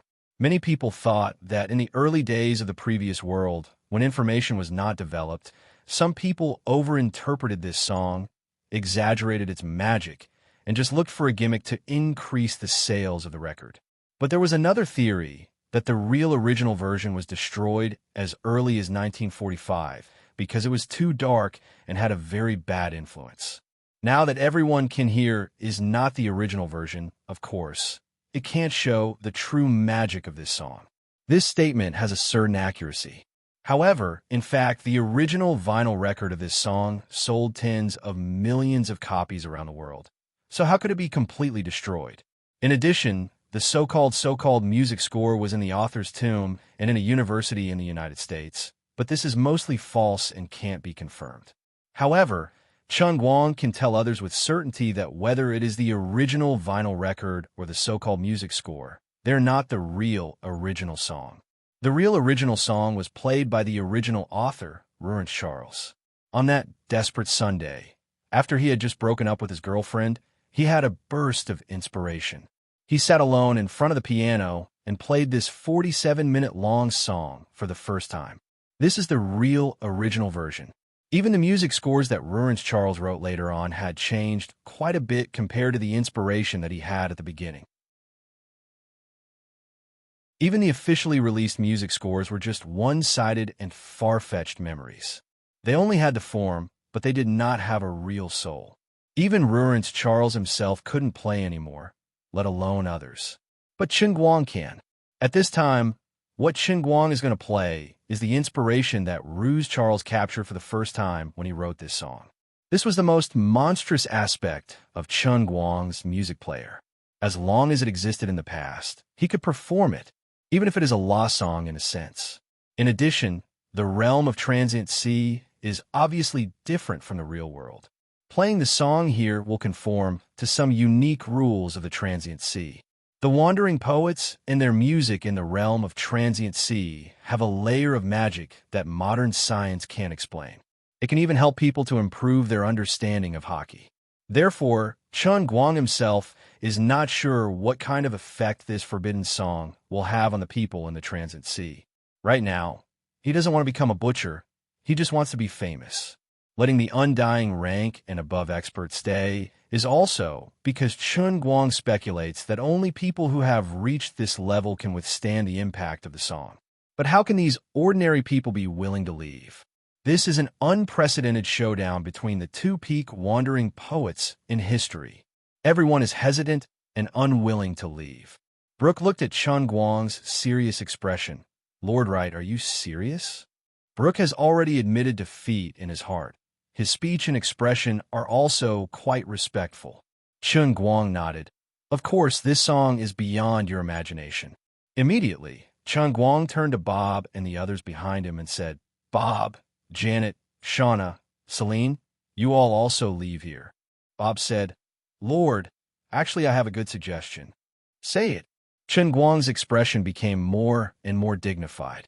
In any case, aren't there at most 100 or 200 undying rank experts here? Why don't you let everyone move into the bar, close the door, put away the open-air piano platform, and find some people to guard outside? Let me help you put away the sound shell. Chung Guang. What you said makes a lot of sense. Puffed. Brooke laughed out loud. Chung Guang covered his face. His prestige has been swept to the ground. Boldev gave Bob a kick. Little Bob, you should quietly say this kind of thing.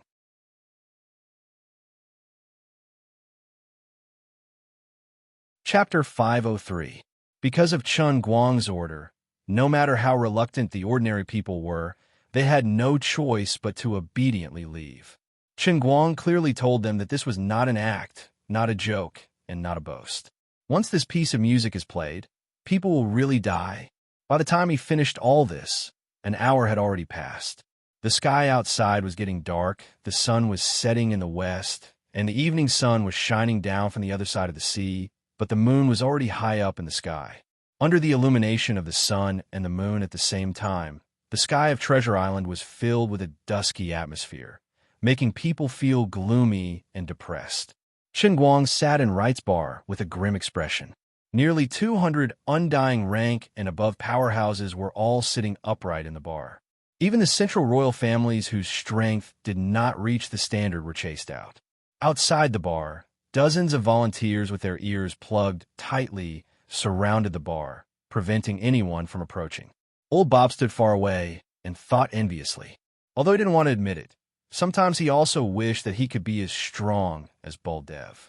Chung Guang gently drank a mouthful of water and looked around with an extremely grave expression. Mr. Wright, it's done. Brooke, one of the 12 Ocean Emperors, seemed to be subdued by Chung Guang's attitude, as if he was facing a formidable enemy. He subconsciously lowered his voice and said so. Boldev, check again. You must make sure that no one below undying rank can hear the sound of the piano. I really don't know what kind of consequences this will bring. Chun Guang and Brooke nodded and instructed again. Brooke also ordered Watson to walk around again and check whether the doors and windows were tightly closed. After ensuring that everything was foolproof, Chun Guang took a deep breath, suddenly stood up, and said with some excitement, "Everyone, I believe many of you already know how many songs I have played this year. But I can tell you that the song I'm going to play today is different. The emotions contained in this song represent the most despairing moment of a person's life. In the process of my performance, perhaps many unexpected things will happen. You will remember the lowest state of mind in your life, and your mind will be greatly shaken. If you can get through this, I believe that this will be an extremely important turning point in your lives. Of course, I didn't really want anyone to die here. So, if I find someone can't hold on any longer, I will stop playing in time. Then at this time, you have to remember that I stopped because of you.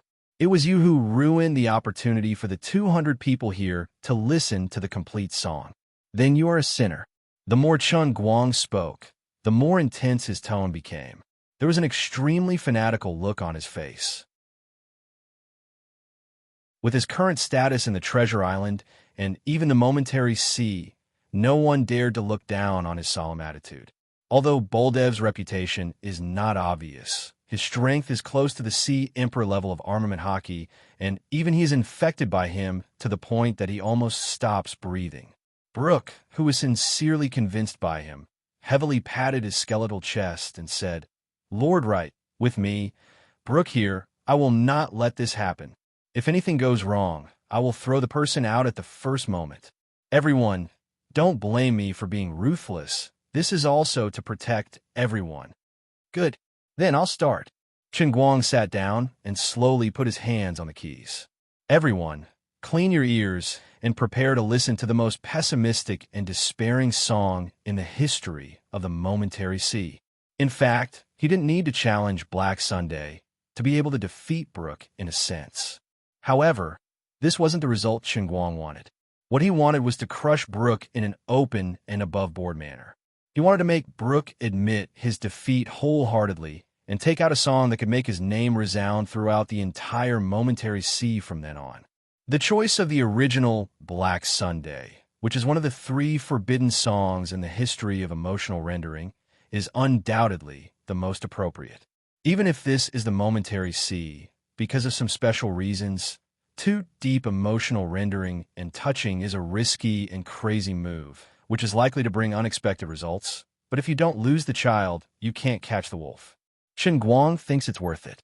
Take a gamble and turn a bicycle into a motorcycle. As long as he can do it, he can make Brooke completely convinced and let everyone think that he is the most powerful bard in the Momentary Sea. From then on, he won't have to continue to waste time on playing. He just needs to wait for his reputation and sound to spread, and then he can lie down and collect faith value. Then he can devote all his energy to the new business, Right Divination House. Finally, the first note of Black Sunday was played, and the heavy atmosphere in the bar suddenly became darker and gloomier without any warning. Even the air began to thicken, making it difficult for people to breathe. The oil lamp, which was already very dim, swayed even though there was no wind, flickering on and off. Everyone in the audience was aware of the change in the atmosphere. This song really destroyed their minds. From the beginning, it pulled every one of them into an incomparably depressed state of mind. Brooke's strength is tyrannical, and his will is even more tenacious. However, he also recalled the reluctance and pain in his heart when he bid farewell to Captain Luffy and the others. He also recalled the despair and desolation he felt after waiting for 1,000 years without any news from his companions. What a despairing symphony it was. It was like a merciless monster, irresistibly and greedily devouring every inch of hope in the depths of one's heart. It could even make the most optimistic person lose all hope in an instant. Fortunately, everyone present is an undying rank expert and above. They have all experienced the trials and tortures between life and death. They all possess a constant and strong soul. Even in the face of such terrible setbacks and torture, they can still barely maintain their original hearts. Their souls were gradually brought into a storm by the music. They either dreamed of parting with their companions, or dreamed of their loved ones being torn apart in front of them, or recalled their most respected captain being torn to pieces in defeat, or like Brooke, they became more and more desperate after thousands of years of bitter waiting. But they all persevered. No one would have thought that at this time, the one in the most awkward situation is not others, but the performer Chun Guang himself. F***CKU. I miscalculated. The audience is all undying rank. I'm not one. The old man is just a cute college student. When I learned this song in the piano world, my mind was sealed. I didn't feel anything at that time, but now I'm in a very bad situation. I've been pretending to be pretentious for a long time, and now the pretentious level is about to break through the sky. I was the first to be scared, and all my previous efforts have been wasted. I'm really F***ket up. Playing the piano in the sea of moments is poisonous. Originally, this song made a lot of people commit suicide after listening to it. Now, the emotional rendering seems to have been amplified by 100 times. The old man can't hold on any longer. As the saying goes, no matter how one calculates, one can't predict that the weakest one here is Chun Guang himself. But he has already forced himself into a corner, and there is no way out. After playing for less than 10 minutes, Chun Guang's face was pale and his head was covered in cold sweat. He anxiously looked around, hoping that someone would give up first. You're in so much pain and look so ferocious. Quickly take out your knife and commit suicide. I beg you. Bald F, you idiot. You can't hold on any longer. Help. Chun Guang winked at Bald F. Bald F's mood became more and more excited. Mr. Wright actually values me so much. Bald F, must not let him down. I must hold on. My hockey is ready to burst out. Today, I will use Mr. Wright's great music to break through Haushika hockey. I will use my whole life's strength to defend Mr. Wright's majesty. Looking at the increasingly bright and fanatical light in Bald F's eyes, Chun Guang burst into tears. What should I do? Who the hell can save me? You little bastards, why are you so hot? At this time, Chun Guang finally deeply understood what Ruri had said, that his mind was not strong enough and his mind could not reach the true standard of a redeemer. At that time, Chun Guang reluctantly listened to it, but deep in his heart, he didn't take it seriously. Today, he finally understood that he had messed up the piece he was playing. Perhaps he was the first person in history who would never be able to surpass him. As time passed, even if his mind was in a state of chaos, the music that was engraved into his instincts still made his fingers dance on the keys subconsciously. The air was thick and heavy, and even the light near the piano was absorbed by an inexplicable force. In Brooke's eyes, the place where Chun Guang and the piano were located gradually became a black hole, and looking at it, it only felt dark and misty. Nearly 200 undead rank powerhouses, each of them felt that the hockey in their body was cheering and jumping in this terrible test. They deeply knew that if they survived this, what awaited them would be a white tomorrow. Finally, 47 minutes passed. When the last note came to an end, Chun Guang also stopped. The imposing manner of nearly 200 hockey advanced at the same time suddenly erupted in the bar, forming a resonance. The bar's roof was instantly broken, and the earth shook. The originally pitch-black night sky suddenly shone a bright ray of light from the sky, shining on the bar. 200 undead rang powerhouses stood up at the same time and looked at the place where Chun Guang and the piano were with a face full of worship. Everyone's face and body were shining with a great brilliance that transcended life and death. But Chun Guang and his piano were still in darkness. No matter how bright the light was, it couldn't illuminate his side, which was shrouded in black fog and couldn't even see his fingers. A terrible person like me is still alive in this world. I really let everyone down. These low murmurs and murmurs suddenly came from the black fog. Brooke and Bald F were startled. Sir Wright. Bald F was the first to rush forward.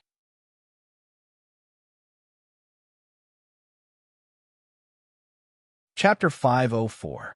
Bang! With another loud noise, Boldev used his hockey, which had just broken through the haushaku, to cut open the black fog with one palm. He saw Chun Guang's head hit the corner of the piano, and his head was full of blood. Fuck, Lord Wright is going to commit suicide. It turned out that he was really going to die. Everyone at this moment burst into tears and were moved to the extreme. In order to help everyone, Lord Wright played this forbidden song that would make him depressed and not want to live. He succeeded. He made a total of 200-strong undead hockey advance. And even Brooke, one of the 12 Sea Emperors who had reached the peak of the Sea of Time, advanced to another new realm. He wants to set off a new era of the Sea of Time. What a great feeling this is. Qin Guang's head was full of blood, and his eyes were listless as he looked at these people. His consciousness had been shattered by the impact of Black Sunday, which was integrated with the rules of the Sea of Time. He had a splitting headache, as if there were 10,000 horses tied to ropes and tearing his body.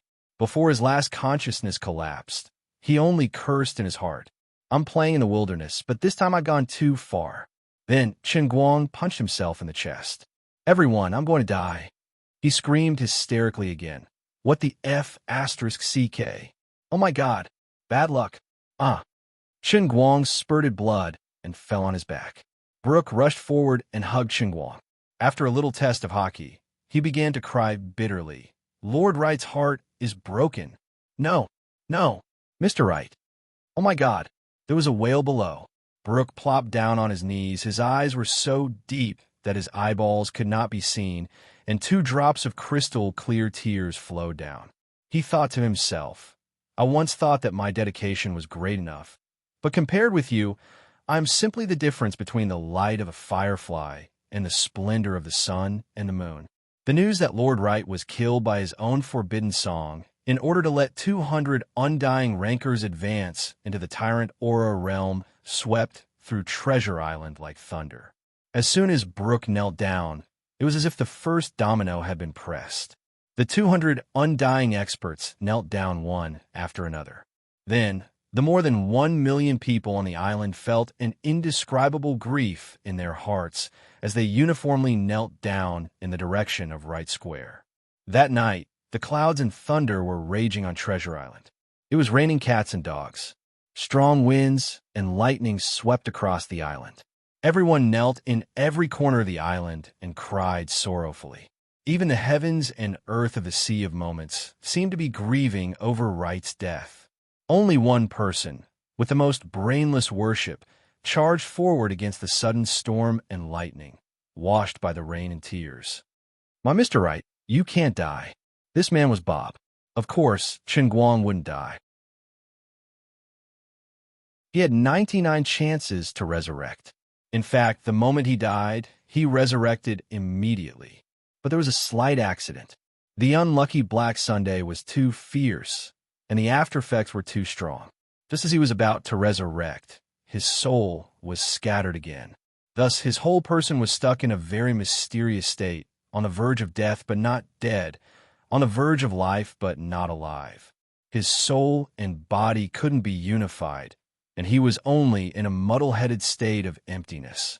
Sooner or later, Qin Guang would be able to defeat Black Sunday, but it would take time. Under Bob's insistence, in the end, Qin Guang wasn't erected a tombstone. Within 3 days, Wright Square was transformed. 200 undying experts personally took charge of the hard work. In the center of the square, a huge statue of the handsome Mr. Wright was built. Behind the statue, there was a hall made of white jade, named the Sage Temple. Qin Guang's body was placed in a crystal coffin, hidden in a ventilated and cool basement, guarded by Boldev and Brooke, who had decided to settle down here. Brooke was appointed as the first head of the Sage Temple's fan club by Bob, who claimed to know Wright best. Boldev was the deputy head of the Sage Temple's fan club, and the other 200 undying experts were the backbone members of the fan club. More than 50 of them had armament hockey. Of course, they were born after the collective advancement. At that time, many people didn't understand why Bob didn't name it Knights Templar or Guardians of the Temple, but named such a lofty organization after food. Bob angrily rebuked everyone. When Mr. Wright first came to Treasure Island, He praised me. He said that I was his first fan in the transient sea. What Mr. Wright loved the most were fans.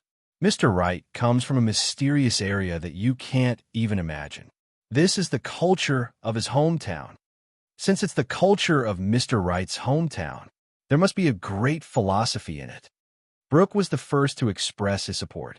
Moreover, I, Bob, can be 100% sure that although Mr. Wright doesn't have the strength of an undying expert, he will definitely be resurrected. In this body. Bob's words shocked everyone to death. His judgment was based on the information he had secretly investigated. According to the information, 100 years ago, Mr. Wright, the second officer of the Annie, was around 20 years old. The current Mr. Wright was also a little over 20 years old. Mr. Wright doesn't have an undying soul, which can only mean that he has an undying body and soul. Unlike other people's undying, he doesn't age at all. This was the reasoning of a professional intelligence merchant. Bob firmly believed that this was the secret he was most proud of. Even Boldev didn't know about it. Boldev comforted him. "Little Bob, I understand your feelings, but..." Bob jumped up and angrily hit Boldev. "Boldev, you idiot. As long as 1 year. You will believe me." It didn't take a year. 3 months later, everyone believed Bob's judgment. How long can a dead body be preserved? This question doesn't need to be investigated too deeply. But after 3 months, Wright's complexion was still rosy. If not for his lack of breathing and heartbeat, others would even think that he didn't die at all, but just fell into a deep sleep. Believe me, Mr. Wright will definitely wake up. This is Bob's epitaph. 5 years later, in order to develop the sound shell brought back by Brooke into a phonograph shell, which can record zither music and broadcast it all over the world, the overworked Bob passed away on a quiet night at the age of 64. Before his death, he finally drew the last stroke on the design. The phonograph shell was announced. The zither music that Chun Guang left for his 10 disciples, as well as the 10 pieces he left for Brooke, were poured into countless phonographs, accompanied by merchant ships or pirate ships, and brought to all parts of the Sea of Transient. Not only that, but Brooke also systematized the musical notation taught by Chun Guang. Henceforth, the bards of the entire Sea of Transient will no longer have to practice alone. They will use the musical notation to record their every trace of inspiration, and at the same time, they can also learn new music from other people's musical notation. More powerful bards will be born in the Sea of Transient, and at the same time, more powerful pirates will be born. Chun Guang first used the Black Sunday to raise the realm of 200 people on the spot, and then left behind the musical notation to change the profession of bards. In the foreseeable future, the strength of the pirates of the entire Sea of Transient will be greatly improved. Poseidon created the history of pirates. Gol Roger used his death to open the great era of pirates, and Mr. Wright used his selfless dedication to open a new era of the strong. Another 5 years passed, and the 4-year-old Bob followed a huge fleet back from the outer seas. This pirate group was called the Royal Pirate Group. Chun Guang fulfilled his promise, bestowing Bob with an undying soul, and after Bob was resurrected, he became a member of the Royal's crew. Although there were countless coincidences involved, the young but mature Bob believed that it was all Mr. Wright's arrangement. The most mysterious new power in the Sea of Transient in the last 100 years, and Bullen, arrived with her sovereign, king-like powerful fleet, causing Brooke to be extremely nervous. He and Boldev, who was guarding Treasure Island, brought dozens of undying rank experts to the port and waited. Boldev, although today I already possess the power of an overlord, and Bullen's mysteriousness is known to all. On the Royal, there are at least 300 undying rank experts. Nobody knows what frightening methods they have. Later, when the confrontation starts, you must protect the Sage Temple and absolutely cannot disturb Lord Wright's rest. Brooke shook his crutch and said in a heavy tone. Vicious Wolf Boldev's face was gloomy. Does this female devil and want to become enemies with the entire Sea of Transient? She actually dares to attack Treasure Island. This is simply unforgivable. Perhaps she is jealous of our status, and also wants to become Lord Wright's follower. Another undying rank expert speculated. Seeing the fleet gradually approaching the shore, and the skull flag inlaid with roses becoming more and more distinct, Brooke waved his hand. Everyone be quiet. Prepare for battle. However, the confrontation between the two sides did not last for more than a second. The 20-year-old, and carrying the 4-year-old Bob in one hand, came treading on the waves, followed by Watney, Bartu, and other super experts. The 4-year-old Bob shouted in a childish voice, "Captain, don't shoot. We're on the same side." Boldev, do you still remember little Bob by the Daming Lake? Boldev and Bob, who had followed Chingguang for a whole year, had heard Chingguang muttering these two words when no one was around. At that time, the two also questioned Chingguang for a long time, asking him what the captain's profession was and which lucky woman Xiaoyuhe was. Chingguang gave the two men a kick each. But about a month before his death, Bob felt that his condition was not right and that he would not live long. He had already written his will and with Boldev agreed on the secret signal to meet. At that time, Boldev ridiculed Bob for not working hard to train, saying that he had no hockey and that it was impossible for him to obtain the qualification of immortality. But Bob said another famous saying left by Chingguang. You still have to have a dream. What if it comes true? Now that the secret signal was correct, the hostility between Brooke and Boldev instantly melted. Boldev laughed so hard that he clutched his stomach. Now you really have become little Bob. And threw little Bob far away, and Boldev caught him and pulled open his clothes. Come, little Bob, Grandpa will feed you milk. Get lost. Bob roared at the top of his voice.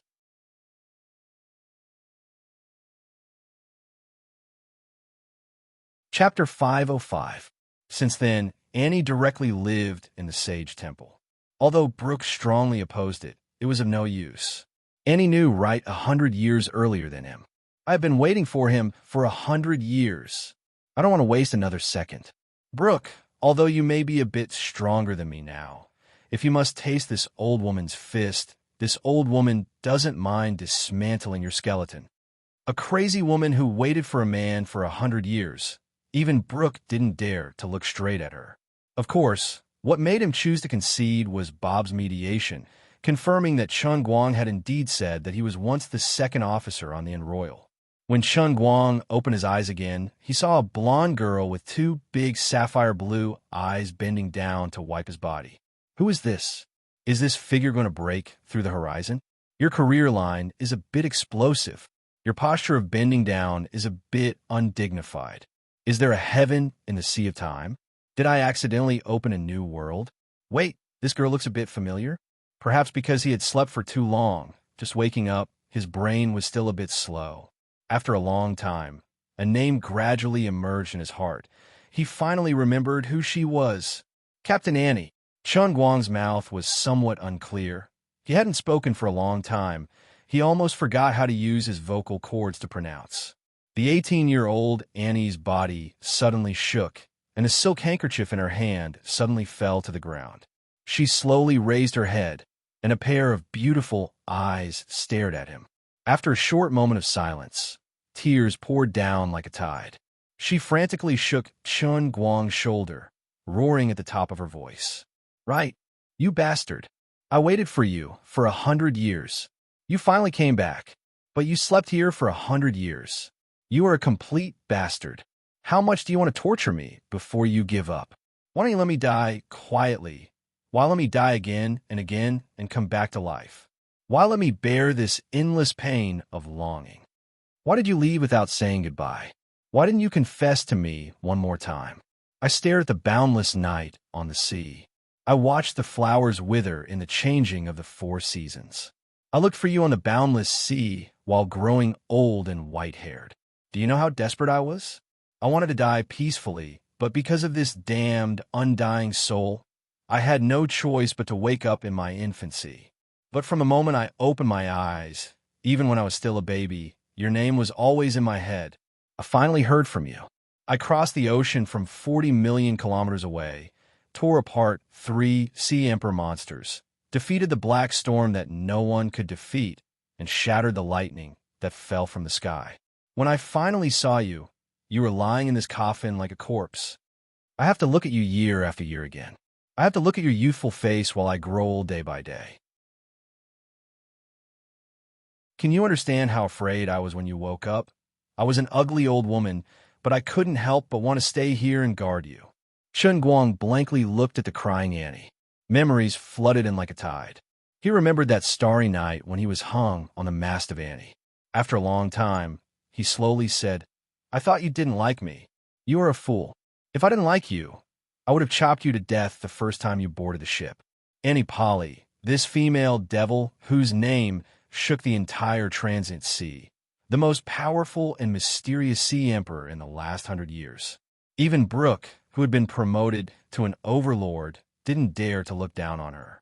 This fully deserving of being the most powerful woman in the transient sea, this woman who had already reincarnated between life and death 3 times and waited for Chen Guang for 3 lifetimes. At this moment, she gently stroked her long hair, looking like an innocent young girl. Frankly speaking, Chen Guang really didn't expect that after staying on in Royal for half a year, Annie would care so much about him. In his heart, he was more willing to regard Annie as a friend. He didn't dare to hope that this beautiful and powerful captain would truly like him. At that time, he plucked up the courage to write her a love letter, but that was the result of losing a bet with old Jack and Bar 2. Actually, I thought I wasn't that outstanding when I was the second officer. Chen Guang said again. Annie moved her face closer. No, in my heart, you are more outstanding than anyone else. You are like a devil descending from the sky, easily shredding my heart. Obviously, I only stayed with you for half a year, but I feel like I've stared at you for an entire 20 years. What kind of magic did you cast on me? Chen Guang's mouth was wide open. Indeed, in a sense, he had indeed stayed in the transient sea for 20 years, but that was the accumulation of 20 years of resurrection. This was the greatest secret in his heart. He originally thought that it was impossible for Annie to know about it. However, he had underestimated Annie's 6th sense. Perhaps Annie was originally not an ordinary existence. Otherwise, when he first entered the realm of transient sea, he would not have unknowingly landed on her ship. All right, I'm sorry, I can't explain it to you, but now I'm back. A woman waited for you for 200 years. The most appropriate thing to say to her, besides the 3 words I'm sorry, Chen Guang really didn't know how to answer. What's even more sorrowful is, he knew that sooner or later he would leave, so he couldn't even give her a promise. Annie smiled. Yes, I didn't wait in vain. How are Warnie and the others? Chen Guang asked.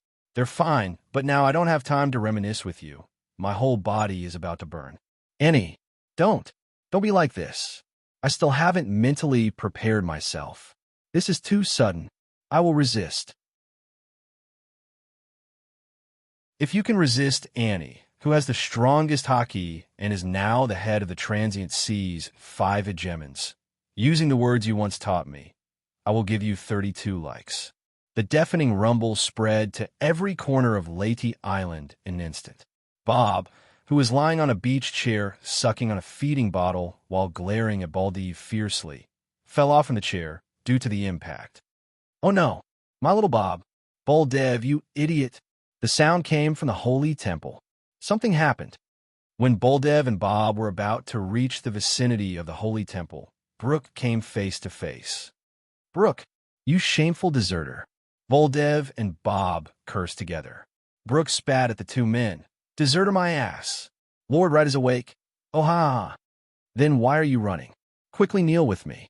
Bob struggled in Baldev's arms. Poor little Bob. Every time he appeared, he was either an old man or a baby. He had never been normal. Back then, when he returned with the Annie, he had taken good care of himself. As usual, he did not cultivate and instead became the butler of the Sage Temple. Based on Chen Guang's memory, he set up a right cultural communication company, sold phonographs to every corner of the transient sea, and built statues of right on at least 100,000 floating islands. Then he died at the age of 92, and now he has just been resurrected and is now 2 years old. Brooke stopped Baldev, who was about to go forward. You can't go. People will die. Baldev roared angrily, gritting his teeth. Brooke, if you make trouble again, I will bite you to death. Lord Wright is doing shameful things with Captain Annie. This sound. It's them. If you want to die, I won't stop you, but don't stop me from evacuating the crowd. Holy shit. Boldev cursed. Killing in the grass. Bob cursed with his unique baby voice. The violent tremors continued for a full 8 hours. The strongest pile driver in history finally met his match. The 28 ocean emperors of the Age of Experts and Annie, the leader of the 5 hegemons, were naturally not easy to deal with. After waking up, Chun Guang's body was as powerful as a cheat in the transient sea. Of course, this was not the real divine Immortal Cup. His current body was powerful, but couldn't be brought back to the real world. But this wasn't important. The important thing was that he could finally fight 80,000 rounds with others. This battle, the sky fell and the earth cracked. The sun and moon lost their light. The mountains howled and the seas roared. From noon, when the sun was shining brightly, all the way until late at night, when the waning moon hung high in the sky. The entire Central Sea was shaken by Wright Island, causing huge waves. Even a vast central continent seemed to have been hit by someone. The above was purely boasting, but it was indeed frightening. Chun Guang lay in a huge pit that was at least a dozen zhang deep, his face filled with confusion. The magnificent sage temple had long been razed to the ground, the white jade shattered to the point where not even dregs were left. I don't know how you did it, but in short, your pile driver idol has appeared. It's a huge D*CK. I've already shaped it for you. Lioli's voice suddenly sounded in his mind. Fuck, this wave is good, very strong, bye. In just one shot, the pile driver idol had appeared. Also, what the hell do you mean you've already shaped it for me? I want to change it. At least change it to the shape of cup. That way, when I mention this idol in the future, I can only say it's an indescribable shape of 100 zhang. At this moment, Chun Guang was dumbfounded. Wait a minute. Speaking of which, there's still the Qilin arm. Chun Guang screamed in his mind. Lioli ignored him. Annie, who was dripping with sweat, came over again. Dear Right Chun, again? No. Let me take a breather. The strongest pile driver in history lowered its noble head in front of the even more unreasonable pirate queen. Chun Guang covered his face. I've been King pushed down again. Why again? In short, after half an hour, the people hiding in the east corner of Wright Island finally returned one after another. The total population of Wright Island today was much less than when it was called Treasure Island. In the past 100 years, because the Sage of the Sea rested here, the original trading function of Treasure Island was gradually stripped away and abandoned. This place turned into an existence similar to the Church's Holy Land and was eventually renamed Wright Island. Those who could settle down here were either representatives of major forces, outstanding bards, or descendants of those who worked in Wright's bar. Other than that, there were also core members of Wright's Cultural Communication Company, where Bob was the general manager. Chun Guang first spent an hour to comfort everyone, especially old Warney, who used to be a little follower and an old bastard. Now little Bob couldn't stop crying. Annie, on the other hand, went to sleep with satisfaction. According to her words, my man is back. I'm going back to be a noble lady. You're tuning in to the Romance Rendezvous YouTube channel. We're so grateful for your support, and don't forget to subscribe to join us on this incredible journey through captivating stories.